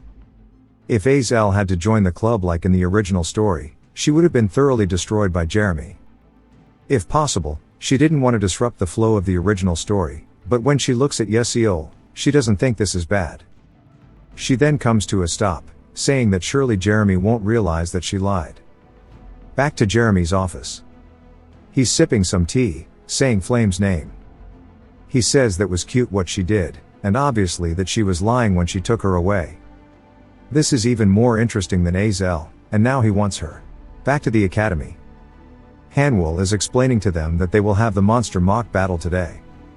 The mock battle will not be against the monsters of risk level 1 to 2 that they have faced up until now, but the goal will be to fight mid-level monsters of risk level 3. And that this strategy will be that they make a team, analyze the monster, then defeat it using standard tactics. If they choose one of the mid-level monsters to suppress, they will be given practice time to face that monster. They can also find the geography they want in the Stella Dome, and hunt the mid-level monster that suits their team. A-class and S-class students will do this together, and the performance assessment will be done in 4 days. So they need to create a team of at most 6 people, and submit their list. Azel sighs, saying that she hates group projects. She then hears people talking to Bien about how they want to team up with her. She sits there staring at Bien as everybody is trying to get her on their team, and she can't help but feel a sense of jealousy that she's always in the spotlight, and that her surroundings were always depressed even before her family was destroyed. Their starting points were the same. The Grand Duchy of Malf with the ice attribute, and the royal household of Adalebet with the fire attribute. Back when the two families kept each other in check and controlled the world of magic, the 2 children who were born with the genius talent were Bien and Azel. Azel says that back then, she thought she had been chosen, but she doesn't know if she could even get revenge on them currently. Yeseol begins to approach her, asking if she's alone, and she asks what he wants. He smiles, saying that he wants to make a team with her. Bien spots this as well, wondering what he's doing and why he's with Azel. Azel asks if he really just said team, and he says that there isn't a minimum number of members, so they should form a team of 2 and receive bonus points for being a small team. She asks if he's crazy since there's no way the 2 of them alone could defeat a risk level 3 monster. But then she realizes it might be possible with him. He asks if she wants to do it or not. She starts to debate it and then sighs, saying that she has no one else to team up with anyway. Yeseol says that's good and he'll go submit the team list. As he walks away, Bien approaches her, and as she looks over, Bien calls out to her. Azel asks what she wants and tells her that if she's on guard against her, but Bien asks what kind of nonsense she's yapping about, telling her to behave herself since she's now a pig wearing a pearl necklace. Then she walks away. Azel says that it wasn't because she was wary of her abilities, but because of Yeseol that she's a bit jealous. Bien calls her annoying, saying that there's no way she'd lose to a loser and a commoner, and that it's fine even if she makes a team with her clique, but it's the most profitable to bring a knight who is the best, and she calls out to Yusong. He asks her what's up, and she asks if he's formed a team yet. He says that he plans to do it alone. She asks if he would like to join her, and he wonders why he should in the first place. She then tells him that Yeseol and Azel formed a team, which surprises him. Bien says that they won't target a mid-level monster, but a mid-large special monster. She asks Yusong once more if he would like to team up with her. He begins to think about it and smiles, saying that he sees and this will be fun, as he wanted to compete with Yeseol at least once in his life. She says with this, it's settled, and they should do this, and she glances back over towards Yeseol and Azel, saying that she'll make sure to defeat both of them properly this time. And after 4 days of preparations, it's time for the monster mock battle to begin. We see the students standing before some giant purple goo monster, and Hanwol says that from now on, the S-class and A-class performance assessment will begin. We see multiple students fighting different types of creatures such as trance, slugs, and Flame is finally getting ready for her turn. She says it's okay, as she has practiced enough. Gaining reverse bonus points using a special monster's attributes or fighting a mid-large special monster is too much for her, but fighting a mid-level monster with a risk level of 3 by herself will help her receive the highest score. Generally, it takes 5 first-class mages to defeat a mid-level monster with a risk level of 1. You add compatibility, experience, and environmental factors. You can also defeat monsters a few levels higher than that, although she has no choice, as a light class with basically no compatibility. She glances over to her side, saying that she really hopes things go well for Azel. In the original story, she doesn't form a team with anyone because of Bien and receives the worst score, so she thought of recruiting her, but obviously she doesn't need to worry about that, because if Yeseol is with her, her future will turn for the better. We then hear a loud thud as she glances over. A Trent hits the floor, and next up is Group 17, which is her all by herself. She says yes as she walks past Azel and Yeseol without saying a word to them. She then trips on her shoelace, and as she goes to fall over, Yeseol grabs onto the back of her uniform, holding her up. He then makes it really awkward because he doesn't say anything, but nor does she, and then he puts her back up on her feet. She thanks him, and he says it's nothing, telling her she just needs to tie her shoelaces. She didn't even realize they were untied in the first place, and she says that it was fine when Jackie tied it for her. It would have been bad if she went out to fight like this. We see her shoelace all tied now as she's standing in the arena. The students ask if she's really alone, saying that it's ballsy of her, asking if she's really going to defeat this thing by herself, as she has picked the giant boar. It doesn't have any special attributes, so you can't target it using the opposite attribute like normal people would. It's now time for her assessment to begin, as the boar begins snarling, charging directly at her. They wonder how she's going to deal with this, and she starts to cast a spell called Flowers Whispers in the Wind, and she looks dead ahead. While unleashing her mana, vines begin to sprout out from all over the ground, entangling the boar, trapping it pretty much where it's standing. She then begins to change the vines using matter modification, as they start to freeze over and turn into a darker gray color, pretty much cementing the boar in place. She says that it's not over yet, as a giant magic circle forms above her head. The boar continues trying to get out, and it finally does, as it breaks out of the vines, barreling straight towards her. As it opens its mouth going to eat her, her staff begins to glow bright yellow. As the spell is ready, it shoots out a beam, hitting the boar directly through its throat, putting a hole all the way through it. Flame sits there panting and lets out a sigh of relief, as its body flops to the ground. The other students are in disbelief, saying that she's no joke, and they wonder who she is to defeat one of these by herself when it usually takes 5 people. As she goes to leave, saying that now it's finally over, she spots something and is genuinely confused, wondering if maybe she saw it wrong. The next group gets called up, and as Group 31, we see both Yusong and Bien. Flame is now back against the wall as everybody starts cheering on Bien. She wonders why Bien is working with Yusong instead of one of her clique members, as in the original story the two didn't really interact at all. She wonders what's with this combination. We watch as some giant monster gets spawned in. Based off its face and scaly arm, it's some type of fish monster, which we learn is called the water fish, roided out monster from Shape of Water. They say this is a mid-level special monster, and to find that rare monster just to fight, it sure is incredible, but as expected of the princess. Flame says that's not just any mid-level special monster. With both Yusong and Bien's attributes being fire, earth, and lightning. The water fish monster is a water class, which is strong against fire, and it is also a flying type monster that flies in the sky. The monster is the complete opposite match of not just Bien, but also Yusong. Not only are they fighting a mid-level special monster everyone has failed at, they are also forfeiting attributational dominance. They want to completely receive full marks, however you can only receive those marks upon succeeding. As its wings begin to sprout from its back, the water fish flies up into the air and lets out a screech that echoes throughout the arena. Bien tells him to start, and Yusong says alright. He slowly starts to take steps backwards, and people wonder what's going on, saying that they thought they'd attack right away, but for some reason he is standing behind Bien. Yusong smirks and then dashes off of the ground, soaring through the air, still smirking. We see Chulkwang saying that he has a good power jump for a first year. Diane says that he won't be able to reach the water fish with just that, as you can't use another power jump in mid-air, and they wonder what the hell he's thinking. As he starts to ready his staff, he creates a floating rock platform in the air, as a giant fireball begins to come out from underneath it, as Bien shot him to propel him high up into the sky towards the water fish. Diane and Chulkwang are in awe from this, as Bien begins charging up for another spell. She looks up at Yusong, who realizes that it's his turn to buy some time. He then activates a spell called Giant's Fist, clobbering the water fish straight down into the floor of the arena. Some of its scales begin to crack as well, and he rears his wand back once more, creating a bunch of rock spires that completely trap the water fish in place. It does its best to struggle to get out of it, and eventually it does, as it lets out a roar upon being freed.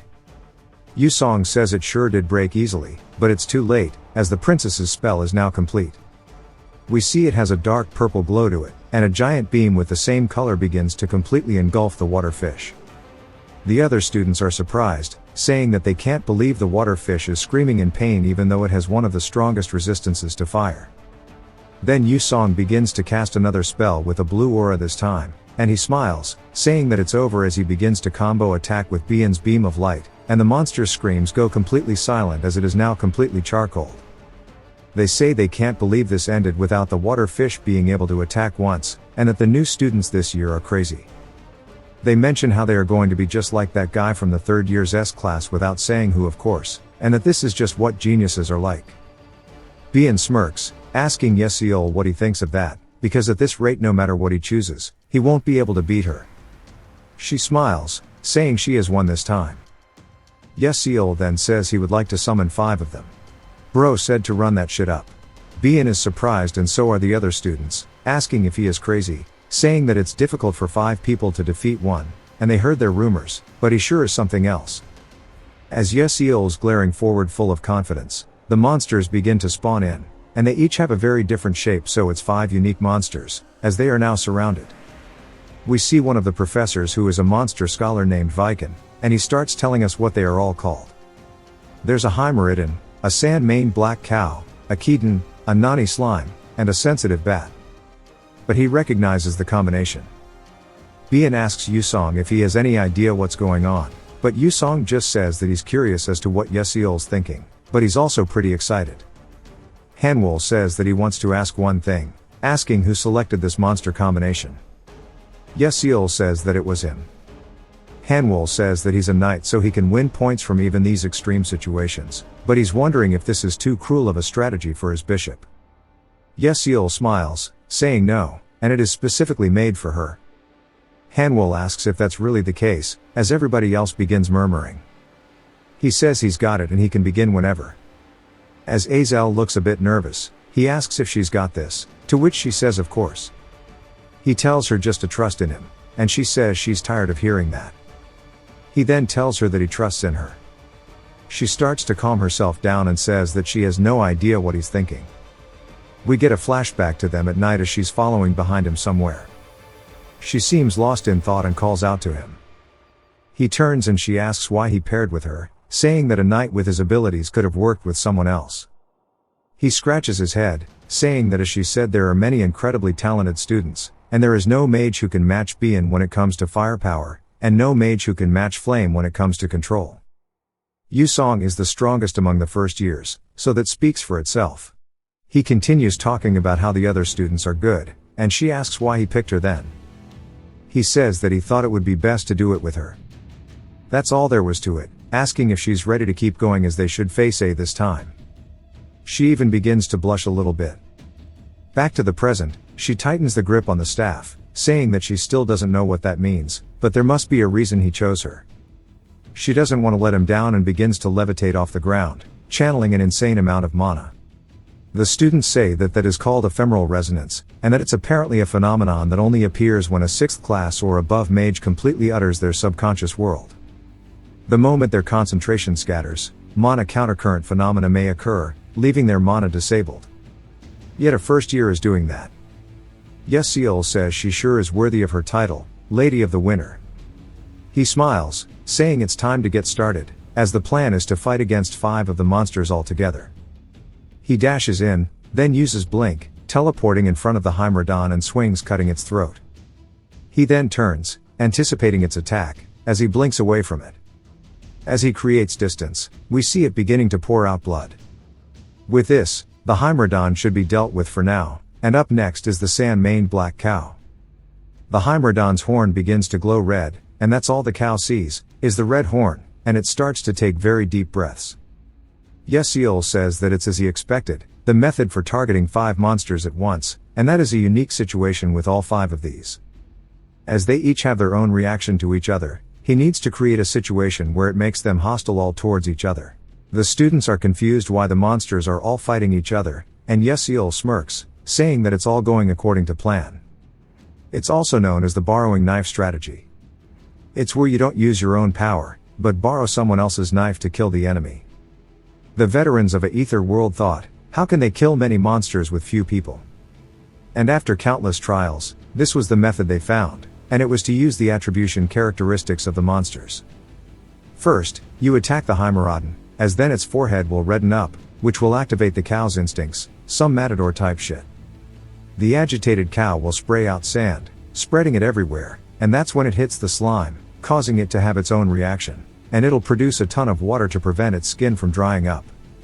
And the water isn't filling up properly because of the barrier on the testing site, which is perfect, because next is the bird. As it begins screeching, it senses the moisture, and screams as loud as it possibly could. And those screams were obviously for the final monster, which is the sensitive bat, which is going to get provoked by it, causing it to hit the bird straight in the face. The bird then hits the slime, and the slime gets pissed and swings back at the bird. But it ends up hitting the bat too, as it's now a free-for-all. They all start jumping each other's shit indiscriminately. The professors say that all of the monsters are fighting each other, and that boy sure does have a good understanding of these monsters and their characteristics, since even some of them who have majored in monster academics never thought of this. But they also find something else surprising, as Azel is still focused. And even amongst the chaos, her mana is consistently stable, and she is honed in. She truly believes that the night will protect her from all forms of harm. As Yesiel glances over, he spots the bird going in to attack her, and he uses Blink to instantly close the gap, kicking it in the head, sending it flying backward. He then lands back on the ground, and turns, spotting a giant boulder now flying in towards her. As she still has her eyes closed, he blinks in, cutting it in half. And Yusong then says that surely she's picked up on this too, and that Yesiel really is the ideal, and he's talking about him being the most ideal knight, as what they are witnessing is the knight protecting his princess to the utmost. As he's stopping every single thing that could possibly cause harm to her, even though she's in her own little world, for the entirety of this, we see her focusing hard, as there's a giant circle floating in her subconscious. And it's creating a very pretty blue aura, and it even starts to drip some of the water, signifying her to wake up. She then slowly opens her eyes, as she uses a spell called the Crystal Flower. We see some icicles now floating all around her, just like what she showed in the meditation, but on a way larger scale. The other students are in disbelief, and even Diane audibly says wow, and that is extremely pretty, since every one of the monsters have now been frozen over, with the flower being in the middle of them all. The flower then begins to crack, as she tells it to shatter, and it sends out ice fragments everywhere, piercing each of them, leaving not a single one unscathed. They get refrozen over, not moving at all. The students wonder if it's over, and if they really defeated 5 mid-level monsters.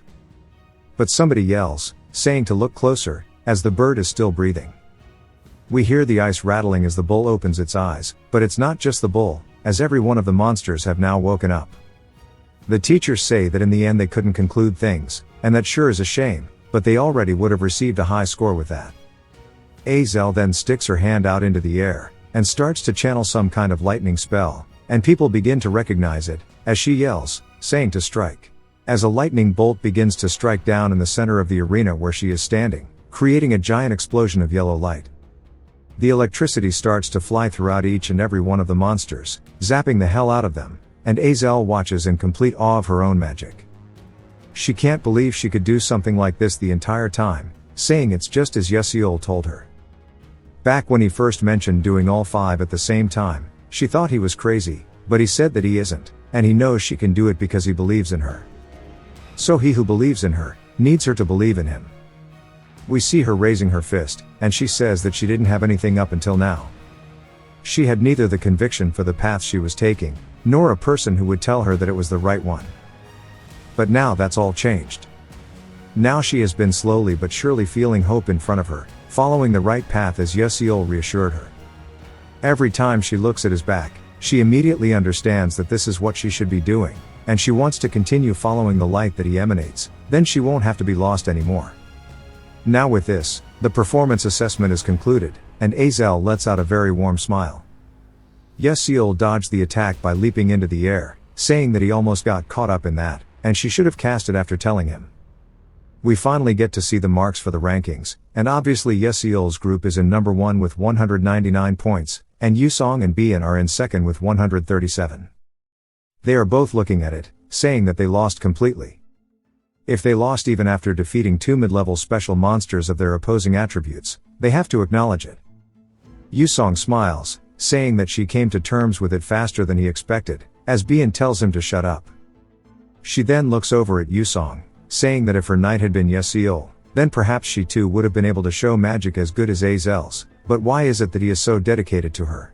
If the most perfect knight in this world existed, shouldn't he become a knight for her who will become the most perfect queen in this world? She starts to bite her lip and gets hella pissed, saying that it would be a lie to say that she's come to terms with it, as she can't accept it because she doesn't understand it. She needs to investigate Yeseol further. She then spots something, as there is someone standing in front of her. She then looks over at a person, who is named Saren. Bien wonders if she came after hearing that she lost to a group consisting of a commoner and a traitor, saying that she's so annoying. She doesn't even talk to her, and just completely walks past Saren as Saren takes one glance back at her and says that she still has a long way to go. We see Flame studying in the library. She's writing something, saying that she didn't think Azel would learn Crystal Flower so early, and we learn that it's the spell that is pretty much her identity. She demonstrates it after recovering her confidence in herself far in the future after she experiences all of the hardships and struggles. Based on the progression of the original novel, Azel should be declining even right now, but for her to demonstrate Crystal Flower in front of everybody's eyes must be thanks to Yeseol. In the original romance fantasy, Yusong and Azel share their feelings, and the world ends. However, what if there was an extra story she doesn't know about? A nameless character, Yeseol, loved her, and the moment the world ended, he chose to regress in place of Yusong. She then starts to look around thinking about it, saying that a regression to create a world where the person he loves could live, even if he were to be completely forgotten by the person he loved at the end of it. Asking if he could really have no regrets. For him to feel a love so strongly that he turned back time at the price of giving up his own existence, she wonders how exactly that feels. She is not even remotely close to the truth. Who let her cook? This shit is burnt. Back to Yeseol, he's looking at the episode 5 status window as it is now complete, and he has gained a lot of experience, and the Constellation project is back. He wonders what he's going to get as a reward this time. He says that he strengthened Blink to a certain extent, so he should prepare for the next upcoming episodes. He says that he'll take an item, and he takes a Fanuel's grass key. The status window sits there, doesn't say anything before saying the search has been completed, and it gives him the reward as he asked. We learn that a Fanuel's grass key isn't an ancient relic class, but is one of the super rare class items that only high-level players can get. It's a key that connects to a place where deities exist, but in order to use this, he has to go on an outing. The conditions to go out have gotten harsher after the necromancer incident, so he wonders how to do it, and then he realizes it, saying that he needs the club. Back in the classroom, Yeseol is finishing an assignment and says that he's pretty much done with this now, and he smiles, saying, "It's time to go find a club." As he heads over to the recruitment board, he wonders what a good club for this would be. Of all the ones he can see, not a single one are permitted to do special external activities, so he needs to think it through well. But then he glances to his side, asking Azel if she's trying to join a club too, since she hasn't joined one yet. She says that it's not like that, it's strange or something, and he says that he's sure there are a lot of clubs asking her to join them. She asks if he forgot who she is, and he says that he knows that she's popular these days. After the mock exam, people's perceptions of her changed a lot, and she must be the most aware of this, and she says that she needs to choose a club carefully. Yusong also spots the two of them, and walks over, putting his hand on Yeseol's shoulder. Yeseol just wonders what he's doing here, and tells him to stop touching him. Yusong laughs, saying that he's cold, telling him that the battle was cool, and he heard that he even led the hunt against necromancers a while back, saying that he sure is impressive. Yeseol says somehow that's how it ended up. While Yusong begins smiling, he says that it's just as he thought about him, and he seemed to think differently from the others. Yeseol starts to feel anxious, and sweats nervously, and says that as he knows he's a commoner, so he's always thinking of ways to do things better. Yusong says that unlike him, he sure does use his time well, and Yeseol asks what he does on the weekends. Yusong says what else, and that he just studies. They're just in disbelief. Yeseol asks if he's really just saying that, because there's no way that's true. Yusong says that it is though, he studies and he trains. Yeseol is surprised, saying that he's not the type to usually do that. Yusong says that's true, but he's been doing it recently. Yeseol wonders what the reason is, and Yusong says it's from the practical dungeon training. Azel asks if it's from back then, and Yusong says it was. If she didn't intervene when she did, it could have been a bit dangerous. But he calls her my lady, which she does not like. Yeseol says in the original story, Yusong and Flame worked together to easily defeat Wonryong. But because he intervened, this time Flame was bound up, and he ended up meeting Wonryong alone. Maybe this is the reason that Wonryong's state is also weird, and this is good, because if this happens, both Wonryong and Yusong will train more. Unlike him, the growth of those two will have a positive influence towards a happy ending. Yusong then asks why he hasn't joined a club yet, saying he enrolled in this school a long time ago. Yeseol says he was busy, and Yusong asks if he wants to join his club. Yeseol says that he'll think about it if he does things that suit him. Yusong asks what kind of club he wants to join, and Yeseol says it needs to be one that's quiet with not many people, has no meetings, buys him meals, has external activities, and external outings. Azel asks him what kind of club is all of that, and he says of course there's no club like that, and he just said it as a joke. Yusong asks if that's all, saying that he'll make a club like that for him. Yeseol is surprised, asking if he can really make a special outing club. Yusong says he can, and Yeseol says that with his connections, it's definitely possible, but asks how making a club for him benefits Yusong at all. Yusong says that it does only because he is special. Yeseol asks if he knows something, and then remembers that one of his fundamental flaws is that he's super lonely. Yeseol decides to go along with it, telling him to make him a club, and Bro's golden retriever energy starts to go crazy. Yeseol says that he also has to let Azel join, which surprises her. Yeseol says that in the original novel, they were inseparable, and Yusong starts to razzle her up, saying that he welcomes a pretty girl like Lady Azel to join, and she says to stop calling her lady. Yeseol says surely this will go well. Yusong asks what the club will be about, and Yeseol says that he has an idea. We see it's called the Delicious Restaurants Club, and that its goal is to explore all the restaurants. Azel wonders if this will work, saying in order to receive the seal for special activities, they need a guidance professor and 4 club members.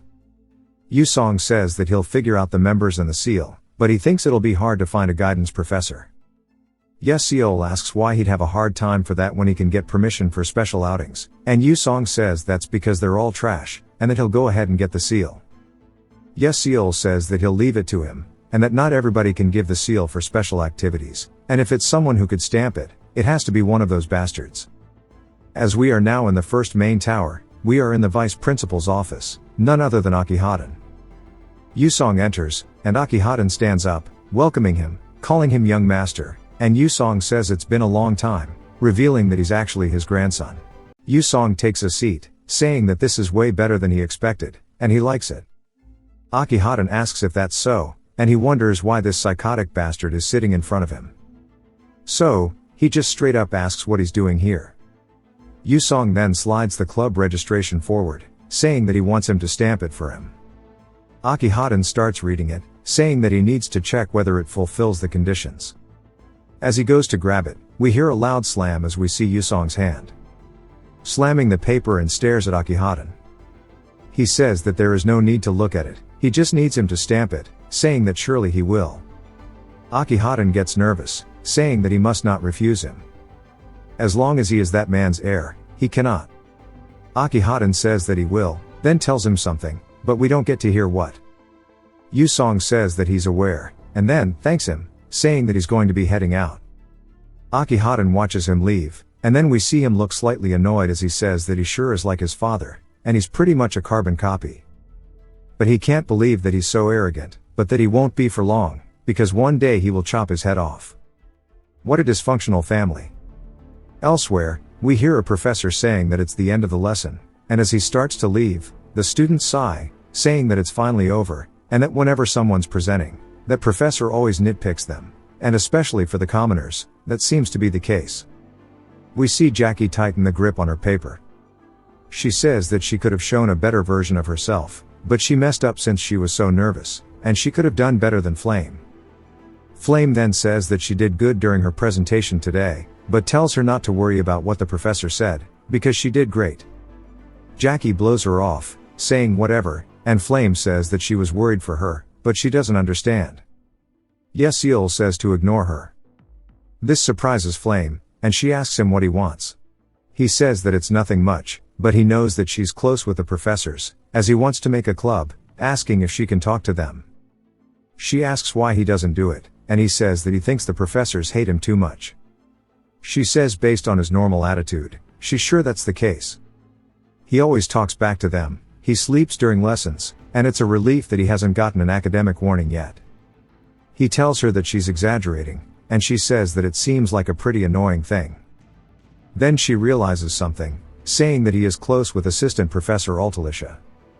He didn't know that assistants could also take on the guidance professor role, and he was focusing on the story when he played the game, so he didn't even pick up on that. He is then surprised by what he sees, as it's none other than Mason standing in the hallway, smiling evilly. He wonders what's going on, and heads into Altalicia's personal research lab.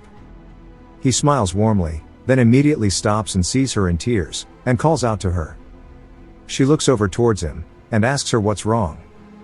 She then starts to explain what happened, and Yeseol looks down, seeing that some of her papers are missing, and asks her what happened to the thesis she's been preparing for a while. She starts to feel hesitant, and we see her fist tightening around her chest. She says that she gave it to Mason, as the research conference is happening soon, and she said she'd use her thesis, and she should be grateful for her to use it in a place with such outstanding alchemists. Yeseol then tells her that she has just been straight up robbed, asking if she thinks her name is even going to be on there. Altalicia says that it's fine since it is a learning experience, and Yeseol says this isn't the time for him to ask her to be the guidance professor, but rather, it's the time for him to step up, because soon Mason will solve the formula too. Before that, he wanted to let Altalicia complete it herself, but he doesn't know if she will at this rate. He says that there's something else she prepared, the thing that they solved together last time. She asks if he means the random sequence convergence technique, and she says that she's been working on it because his ideas were so interesting, but it hasn't worked out, and that it's not a problem that remained unsolved for 300 years for nothing. But she does feel that she'll be able to see the way if she just solves one thing, and Yeseol tells her that he'll be the one to solve that. This surprises her, and she asks if he truly thinks he can. Yeseol says that it's something he just solved coincidentally, so he doesn't understand it.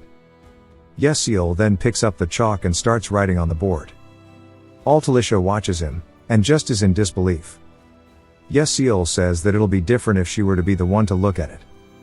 As she walks up, she starts understanding and breaking down the formula one by one.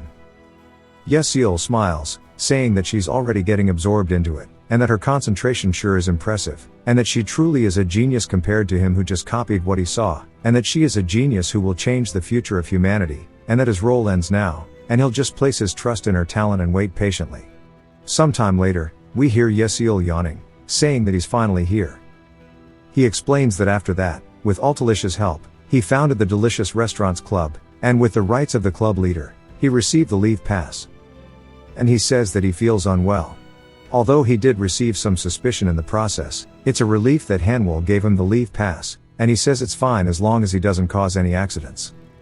He then spots something, saying that that's the third world tree, and we see him at the Dutch tree orchard.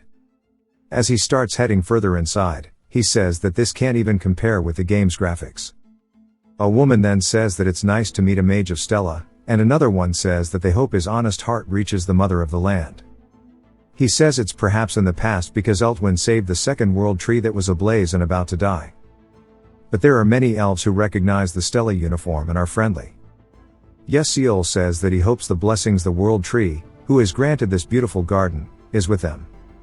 And he says just like the game settings, there are a ton of beautiful people here. But there is an especially beautiful elf among them, and that is the king of elves. Her name is Flower Sioran. Sioran, with an appearance as beautiful as that of a goddess, tugged at many male players' heartstrings. She is the character with the most fan art in the game's world. However, elves are a species born without gender, and when they come to truly love someone, they change their gender based on their partner. Sioran too was born as a female, But because she hadn't found true love, she didn't have a gender. But after falling for Flame later, he chose the male gender. No matter what route you take, there was no path where Sioran was female, so it made many men fall into despair. And we see him walking forward and smiling, saying that he found it, and he found the hidden dungeon called Deity Ifanel's Garden. And we get a flashback to him saying that he's prepared well enough, and he gets the Ifanel's grass key. He says that it's a relief that he could use this earlier than he thought. As he puts it into the hole, he gives himself a warning, saying that once he opens the entrance to this place, someone else who possesses the key may find out. He says that he saw this in the game too, but it was confirmed to lead to no special event among players, and he doubts something would happen now. As he starts to twist it, a giant golden light appears, and it says that a door to the garden has opened. It jumps to the elf kingdom, specifically the heavenly spirited tree's birthplace. And further inside of the kingdom, in a castle, we see someone laying in their bed. She then starts to get up, going to the edge of the bed, and opens up the window, looking out towards where the key is using the garden key. And she says the world is peaceful today as well. And we see Sioran, who at this point still has no gender, but I will call her a she. And as she's watching the birds in the sky, she wonders when she will be able to freely travel like that, and she's jealous of those birds. She then senses Yasiel's footsteps and recognizes what's going on, asking if someone entered the secret garden that Ifanel is asleep in. And she says that nobody can go there, wondering who it is, but says this is not the time for this. As she grabs her clothes, she starts to head out to the door, saying that she needs to hold back. She's waited for dozens of years, and she can't move now. If the curse activates again, she doesn't know who might fall into lunacy, and she wants to wait until the World Tree birthday that's coming soon. And she can check then. Yasiel then sneezes, saying that this pollen is kicking his ass. He starts dodging the attacks of some roots in the process and creates some distance. And he says just fighting them would take forever, which is why he created some fire potions with alchemy beforehand. As he throws it forward, it starts to light the plant thing ablaze. And he pulls out his weapon, saying that he shouldn't miss this opportunity as he uses Blink, dashing in. He starts to focus on its weak point, spotting it amidst the flames. Then he leaps down, piercing directly at where it is, and the world tree's roots then start to fade out of existence, turning into ash. And it says that he has attained experience multiple times. He says that's enough with the small fry, and he looks over, saying that he should go achieve his true goal. And he enters the dungeon's boss room. As we see somebody sitting by a pillar, Yasiel says wow as he's walking through the fields. And his eyes look full of admiration as he sees what we saw earlier was a statue of the deity Ifanel. We learn that deities are the most arcane existence in this world. They're pure souls who have trained for hundreds of years and obtained enlightenment, becoming new beings. And even in the game, there aren't many. However, what's in front of him now isn't a complete one. Since the woman in front of him had her heart stolen before she became one, she became solidified into that statue forever. He lets out a sigh as he walks forward. The air immediately starts to feel incredibly tense, crushing down on him. He said that this is mana pressure, and even when dead, a deity is still a deity, but he refuses to give up here. And he starts to continue trekking forward, with each and every step getting heavier and heavier. He is now directly before the statue of the deity, and he gets down on one knee, still panting heavily. A status window then appears saying that his magic revelation physique has increased in experience. He immediately starts to feel relieved, saying that now he can breathe, and his stats have also increased. Yasiel says that this is a natural training location that a deity left behind. One of the opportunities that the mages of this world were privileged to find is a mana ley line. Exercising normally here will have him seeing results 100 times that of what he'd normally get. And thanks to receiving the deity's energy through his body, his nature affinity will increase greatly. In other words, he went through all of this just to find a good gym, and he laughs about it. He notices a branch in her arms and says that he has something else to do, as it is a hidden artifact called the Resentment Field Branch. He picks it up and smiles while looking at it, and we learn that the branch will allow him to face the 8th episode's boss, Mason. And since he has obtained an artifact, it's time for him to begin training. A few weeks later, we see that with his magic revelation physique, his strength has an 8% increase, his agility a 12%, his sensitivity a 20%, and his blood mana circulation rate is now 2% as well. He says his stats are now at 2.5 stars, and he still has a long way to go, because the protagonists all have abilities that are 4 stars or above. In this world, he has no teacher to teach him swordsmanship, so he needs to repeat these simple stab and slash techniques to more accurately pierce his enemy's vital points, so he needs to work harder. He needs to cut through bone and skin and work hard enough to vomit blood. He then starts to feel a very sharp pain in his chest, and he drops his weapon and begins coughing. As he's struggling to breathe, a status window says that he has partially obtained a special skill, and that the skill deity's breath has been obtained. As he starts to be unable to breathe entirely, his vision begins to distort as he's looking at the statue. As his eyes grow incredibly hazy, he begins to start to lose his vision entirely until we hear a woman asking him what he's doing, saying that surely he can hear her voice, asking if he is just ignoring her, and that she is waiting, so he should respond. This snaps him out of it, and he asks what the hell this is and where the voice is coming from. She is then surprised, asking if he really heard her. He turns, asking if this is really the deity speaking, and he wonders if Ifanel really spoke to him. He asks how a corpse is talking, and she says that she's not dead. He asks how she's speaking, and she says that she's been speaking this entire time, and he just didn't hear because he was deaf. He asks why he couldn't hear until now, and she says that must be because he's become like her, as he breathed the same way as her just now. He says that he did just get the message about obtaining a new skill, and we finally get to read about deity's breath. While he will get his blood mana purification rate increased heavily, the fortune erosion phenomena will now occur. The first step is his strength having a 107% increase, the second step is agility being 125%, third is sensitivity being 147%, and endurance is 101%. The maximum duration is 15 seconds, and his essence erosion is 1%. He wonders why this skill is so incredible, saying that the duration is short, but his physical stats increasing to a 4-star level instantaneously is insane. And he wonders why, but then he sees the penalty being essence erosion. This is basically saying that he'll lose his human body. Your essence's form can maintain itself through mana, but if he, who has the magic revelation physique, loses his body, it basically means death, and he says that it's a skill where the more he uses it, the shorter his lifespan gets. And he says that he needs to think about this positively. Regardless, it's true that he has obtained a good skill to use when he's in danger. Ifanel seems to be thinking about something, saying that it's fascinating. Is this the second time a human has breathed deity's breath?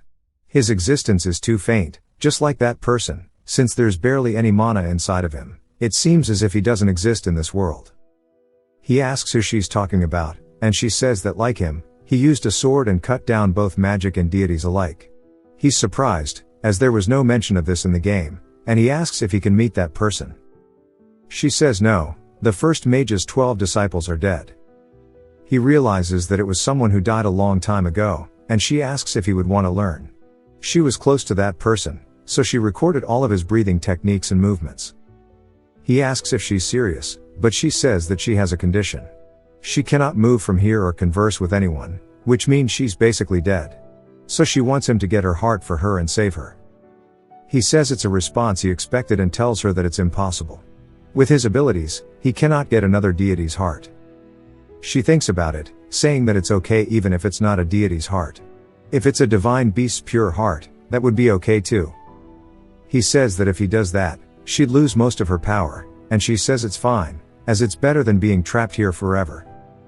He says that it's not impossible to get that, and she asks if he's serious.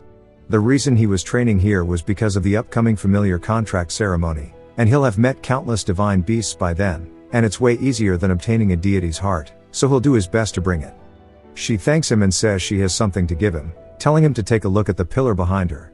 He asks what this is, and she says it's a sign that he's her friend, and we see it's called Ifanel's flower necklace. The ability is nothing, but it just shows that they're friends. He had never heard of such an item in the game, and he says that if it comes to it, he can use it as firewood if there's none around. And then he thinks about it, saying that since she's a deity, it must be pretty useful. It jumps back to the academy, as Altalicia is writing on the board. She falls to the ground after having a realization, saying that she has actually completely done it, but now is not the time for this. As she starts running away, she stops for a second and says that a new generation will begin tomorrow, and that Yesiel will be happy to know that. And I assume that she put his name on the paper, which is written in enchantment table. It then jumps to the Dwarf Kingdom, the capital of the Black Iron Empire, specifically the gold mining Manchurian Railway. We see some elves, but we also see Yesiol and Altalicia, and Yesiol says they've arrived. Today is the day of the conference, and every year the location of the conference is different. And this year, it's taking place at the Dwarf Kingdom's greatest alchemy school, the Golden Light Crane Academy. We also learn how dwarfs were the originators of matter magic. The scale is completely different from elsewhere, not to mention the greatest alchemist known as the Golden Alchemist, Talcom Corden, will be attending this conference. In other words, it's the perfect time to present Altalicia's research. Altalicia asks him if this is really okay, as this is something the professor has been researching for half of her life. Yesiol says that he doesn't know if she's a good person or just an idiot, so he just tells her not to worry. It's not like she has stolen Maison's research, she is simply just more talented than Maison is. She thanks him, and he says they should head in. And since the red carpet is too grand, they should go through the back door. She thinks that's a good idea. Then a man starts welcoming everybody attending the ceremony. He says that they will now begin the 87th Golden Section Conference. In the first session, they will introduce new potions. First up is Stella Academy's professor, Maison. She introduces herself, and she says that she is here to announce the red potions alpha and starts to explain it to them. She is a tier 1000 yapper. Some of the crowd looks shocked. She says that concludes her representation, as everybody goes wild. They tell her that was incredible, and to improve that tricky red potion even further sure was incredible. Yesiol says that she's yapping away about Altalicia's thesis as if it's her own. Though he has lots of methods to screw her over, the main dish is about to start now. As the next person gets called up, we see it's none other than Altalicia, who gets introduced as an assistant professor. She introduces herself and seems really nervous. People immediately start losing interest, talking about other things. As Altalicia begins her speech, Yesiol smiles, saying that what she is discussing is the complete theoretical understanding of the random sequence convergence technique. The room falls silent in an instant, as everybody is surprised, and they ask if she knows where they are right now. She says of course, it's an incredible position that is a lot for someone like her to be standing in. And they ask how they're meant to accept what she just said. She resolves herself, telling them that they need to accept it the way alchemists usually would. And people say that the random sequence convergence technique doesn't make sense, and that it's fundamentally impossible to mix engineering with alchemy, and that it's a problem that has not been solved for 300 years. We see a man thinking about this, and then he yells, telling everybody to shut up and concluding that it's impossible because many people have failed. Wouldn't it be very not alchemist-like of them? And we are formally introduced to Talcom, the Golden Alchemist. He says he can't wait to hear from this young alchemist who wanted to find the truth behind a technique near impossible, and he wants her to present her truth. She starts to feel happy that there's someone taking interest in her, and she thanks him. But Maison stands up, yelling that she objects. She says that before she proposes her thesis, she wants to propose her doubts about it. Talcom asks what she means, and Maison smiles, saying that it's about plagiarism. People are surprised, because plagiarism is pretty serious. Talcom laughs, saying this is interesting, and if she cannot prove it after saying she plagiarized, surely she knows what will happen. Maison says of course, as she approaches the stage. She says as they all know, there are 5 conundrums with the random sequence convergence technique. Only through solving all 5 can the harmony between alchemy and magic engineering succeed. In scholarship, only 2 of those have been solved, and even those are considered incomplete, but she solved 4 of them, and that Altalicia is her alchemy teacher's assistant as well as her assistant professor. People start to think about it, saying if this is true, then this thesis is not actually hers. And Maison says they're correct. This is her thesis, and even if she solved the 5th one, there's no way she solved the other 4 by herself. Maison looks over, smirking, saying that she's so unreliable, and she acknowledges she's a genius, but her life as an alchemist will end here, and her talents will be hers forever. She then asks Altalicia what she thinks. Altalicia says that she knew she would do this, but her head's blank, and she can't think. She recalls Yesiol saying that if she needs help, to call him up, and immediately her anxieties leave. She says that she would like to call one person up to support her. They ask who it is, and she says it's the co-author of her thesis. And she points out to the crowd, saying it's the student over there, and points at Yesiol, and he's just confused, asking what she means by the co-author. Mason looks over as people begin murmuring, and they can't believe that a student this young is approaching, and they say that it won't really change much. Calcom laughs, saying that he's excited about this one. Mason looks as Yeseol gets closer, and he meets her gaze and immediately walks past her, poking her with the resentment field branch, targeting her as per the condition. She calls him rude, and he says that this is going to be perfect. He then comes to a stop and turns towards the crowd. He says he would like to take a look at Mason's perspective first. There's a saying that seeing something once is better than hearing about it 100, so how about they solve the random sequence convergence technique together at the same time? People say that a competition between the professor and the assistant professor sure would be fun. Altalicia calls out to him, and Yeseol asks if she doesn't trust him. She says that she does, and he says that he's been watching her from the side all this time, and he is confident that she can do this, and she should trust the him who trusts her. She starts to wonder if she can, and she feels hope in her chest, then takes off her glasses and puts up her hair, saying that she should trust in everything she's done until now. She looks over towards Mason and says that she's ready to begin, asking Mason if she is. We finally learn more about the random sequence convergence technique. It is something that, 300 years ago, an alchemist explained how he found an astounding technique that can explain the formula. After that, they had an accidental death in a bathroom, and bro died taking a shit. Countless alchemists have challenged it since then, however, they've all failed, and now nobody tries it. That's why this unsettled formula has been deemed impossible to solve.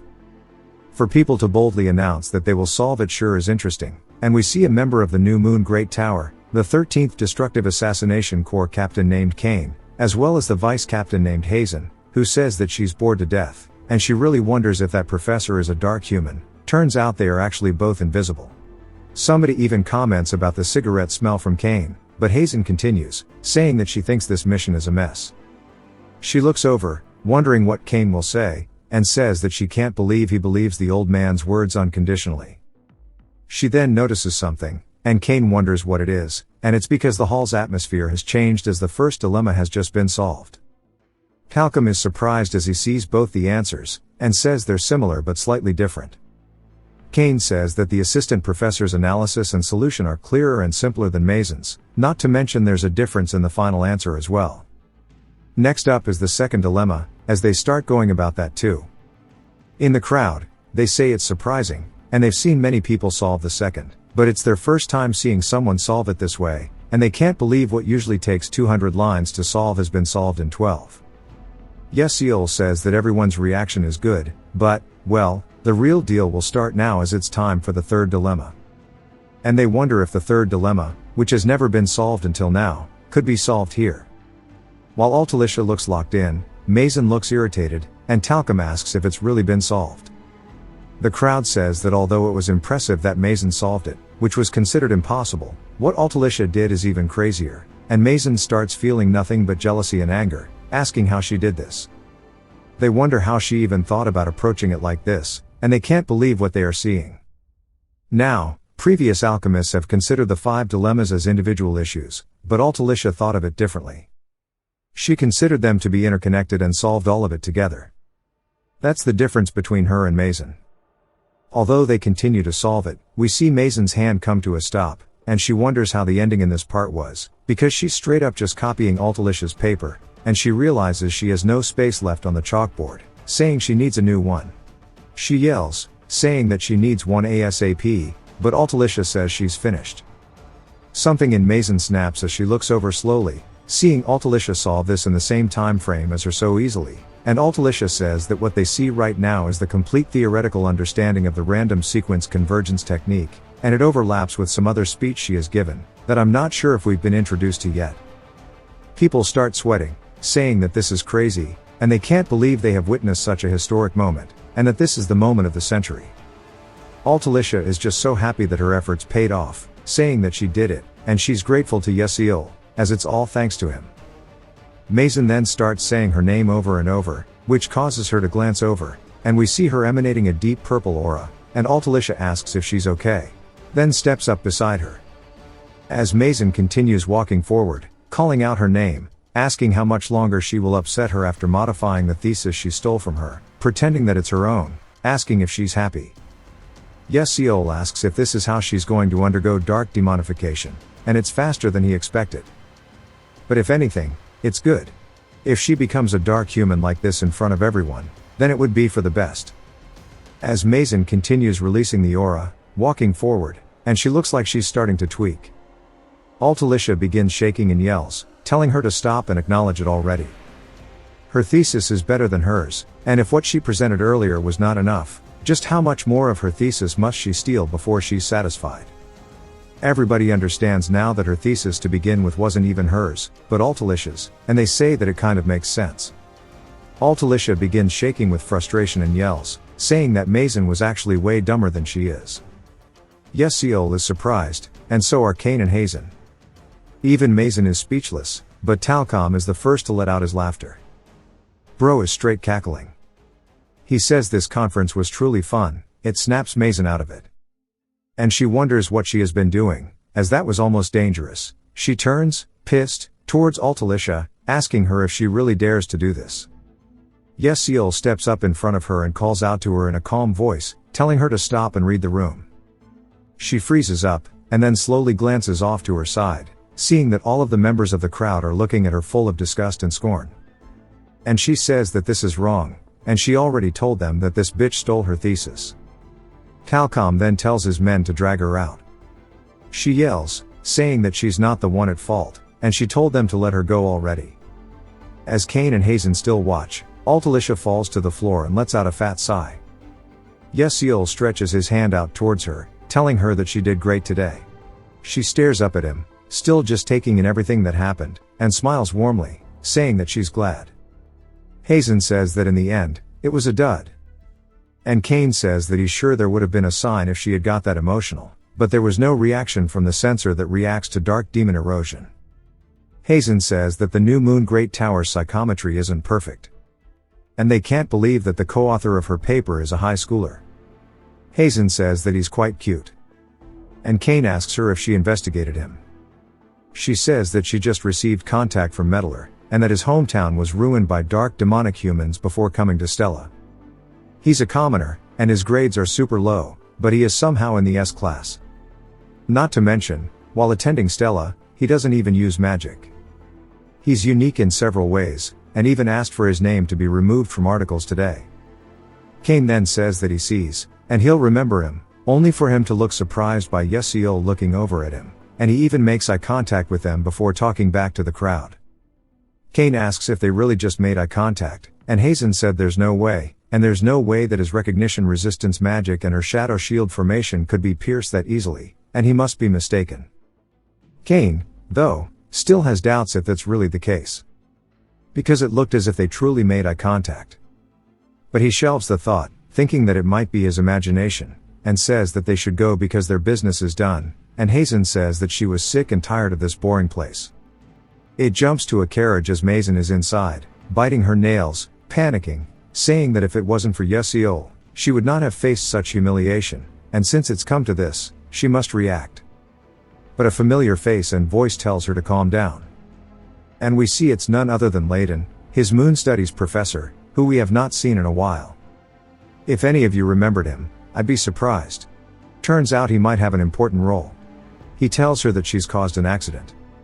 She says that is not what this was. He closes his book, saying that it was almost really bad. She starts to look scared. He says that it would have been dangerous, and she's lucky that suppression was cast. If her emotions had been any more severe and she had gone into a rage, all of their plans would have been ruined. She apologizes, and he asks if she thinks this could be swept under the rug with a mere apology, and that the order leader is very disappointed and that she's lost the right to be a professor at the academy. She says that she has a lot of connections in the plagiarism discussion meeting team, and the incident could definitely be covered up so she won't be chased out. Layden tells her to shut up and stay still because the most helpful thing she could do is to keep a low profile, asking her if she understands. Until she receives the order's leaders, she should not move and should stay quiet, as he starts to teleport out. She starts there shaking again, blaming Yeseol. She looks out the carriage window, telling him to just wait a little more, and she'll make sure that he pays for this in full. Back on the train home, Yeseol is sitting across from Altalicia, and he says that it's such a shame. He thought that if Mason underwent dark demonization at the conference, he'd be able to prevent the 8th episode's calamity, but perhaps it's fate for it to be suppressed until the episode, which is when she was originally supposed to go into a rage, and there's no helping it, so he shouldn't be rushed. The conference ended safely, and he activated the resentment-filled branch too, but there is one thing that is bothering him.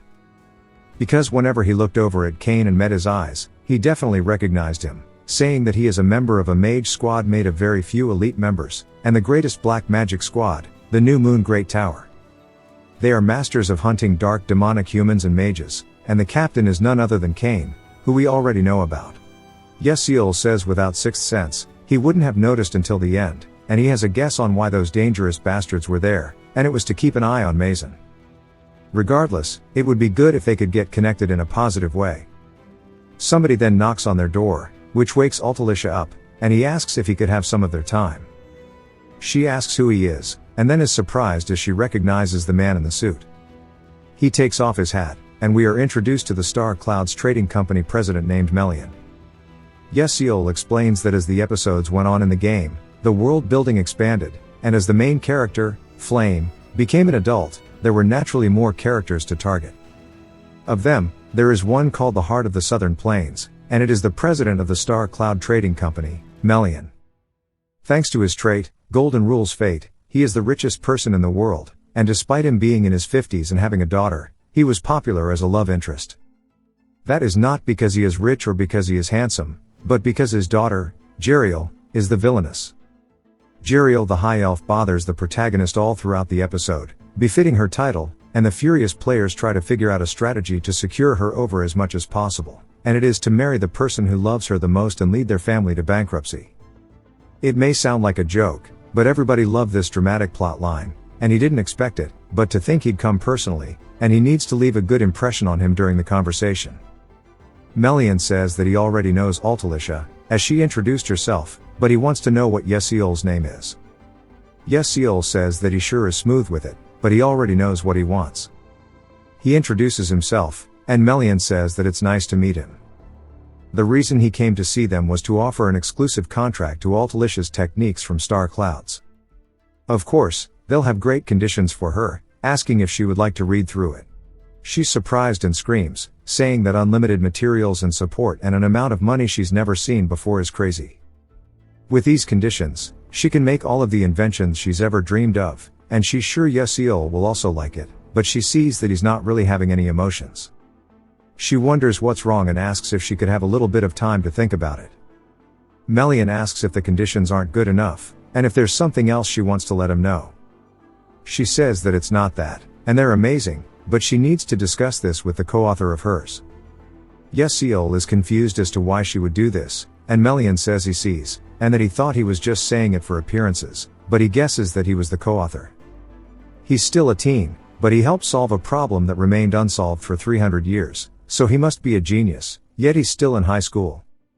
He asks Yesiel if he would like to take a look at the contract, saying that even if he's a genius regarding magic and alchemy, he's just a child when it comes to business, and he won't be able to refuse it. Yesiel instantly does, and Melian sits there confused. He asks what the reason is, saying that if he doesn't like it, he could adjust them. Yesiel says that an exclusive contract with the greatest company in the world is a good thing, but although his business tactics are outstanding, he has a strong tendency to not lose things that are his.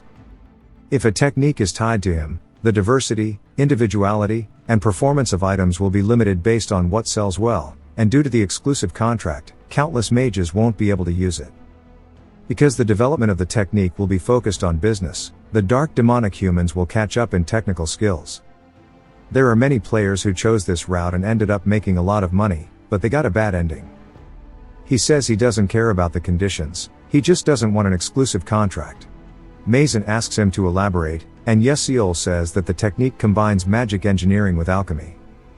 They will have a huge influence on not just real life, but also producing equipment for mages, and they want this new technique, rather, this item, to be able to be used by more mages. Melian says that he has big dreams and ambition, and it's good to be ambitious, however, in order to actualize this kind of dream, he needs money. Yesiel says they just came from talking to many investors, and he is simply just one of them. Melian asks if he wants to have a contract with all of them, as well as him, and he'll have to get rid of most of the conditions he offered. Yeseol says that's true, and he does like those conditions. The only one that is important to him is the item's luxury goods, and that is his main offer. Yeseol says although they will push the supply expansion of the item as much as possible, they will sign an exclusive contract with Star Cloud's trading company for the luxury items that are harder to create like a brand. Melian says that's good and all, but will those luxury goods even sell? He never does anything that will cause him losses. Yeseol says yes, which is why he's not asking for a contract immediately, and after half a year, he will open an investor presentation for him within that time. If he likes the products offered, then to sign an exclusive contract with them. Melian is surprised and says that sure is surprising, and he can't believe he's so cool-headed for being so young. He then hands him his messenger paper and his contact information, and Yeseol thanks him. Melian tips his hat and takes his gentlemanly leave, and they watch, and after he leaves, Yeseol says that he thought he was going to die from anxiety. She didn't think these were the actions of an anxious man, and he says that he was hella anxious. She laughs, saying that he's so amazing, and he asks what she's talking about. She says it's nothing, and Yeseol says that one thing has been resolved. When he goes back, he should go to a tasty restaurant with the club members. The conference ended well, and Stella Academy's lessons proceeded as normal. We see Himeral saying that Mason is not feeling well, so she will teach in her place. Yeseol says they're hiding the fact that she disappeared. Normally in the 8th episode, Mason, who is completely awakened, does incredible damage to the school. But due to this incident, he doesn't know how it might change. He wonders if the incident would happen earlier, and it would be great if it were at a level that could be managed. And it's not just Mason, but Altalicia also didn't come to school, and she's probably being happily pestered at the Alchemy Center. Yeseol overhears some students talking about how Altalicia solved the random sequence convergence technique and how they were talking about there being a co-author, but their identity was unknown, and that they might just be ugly as hell. Yeseol immediately turns his head away from the conversation, saying that since he hid the fact he was the co-author, he was able to quietly attend school. He only gave her a hint by borrowing the knowledge of his glasses, so it's only right that she gets all the attention and focus. Yeseol spots what he was looking for, and some students start talking about Yusong, and we see Azel is there as well. Everybody's just sitting there complimenting both his and her looks. Yeseol says that there are no quiet days, it's because bro was just getting flamed for being ugly. He tells them that he's here, and they welcome him. He asks if they waited long, and they say not really. Azel asks what they were eating since he said he'd pick. Yeseol smiles, saying they'll see when they get there. It jumps to them at a dining table with 2 giant-ass pizzas in front of them. Azel is staring at them, completely taken by surprise. He mentions how her description in the game said that if she orders pizza, she'll drink the pickle juice first. It's a Korean thing. He slides it over to her, telling her to drink this, and she looks down at it, asking how she's meant to do this. He wonders if it's her first time at a pizza place. In goes the teller, and she immediately starts to drink it, and says that it's really good. Yusong then looks down at it, and raises it up to his mouth, taking a sip, saying it's good too. But he does it all elegantly, and Yeseol says bro should just be in a commercial. He then starts giving them pizza, telling them to eat it too. Azel pulls out the knife and fork. He tells her that he can't believe she'd be so uneducated to put a knife to the pizza, and that it tastes better if you just raw dog it with your hands. They say that seems more uneducated, but Yusong is all into it, saying that he wants to give it a try. She's surprised that even he's doing it, and decides to give it a try too, and does it, taking a little bite. As she starts eating it, she says that the bell peppers on the cheese is gas, and she starts getting her own little food wars moment. Yeseol asks if it's good, and she looks over at him, and says that it's really enjoyable. Yeseol and Yusong both smile, and they decide to come back here more often. Later that night, elsewhere, we see a crack in the air. If you want to hear my personal thoughts on the previous parts, aka Season 1, it will be linked in the description. If you've watched till the end, comment, Harvest, to let me know. Subscribe for more videos like this, leave a like or a comment to help the channel out. Thanks for watching.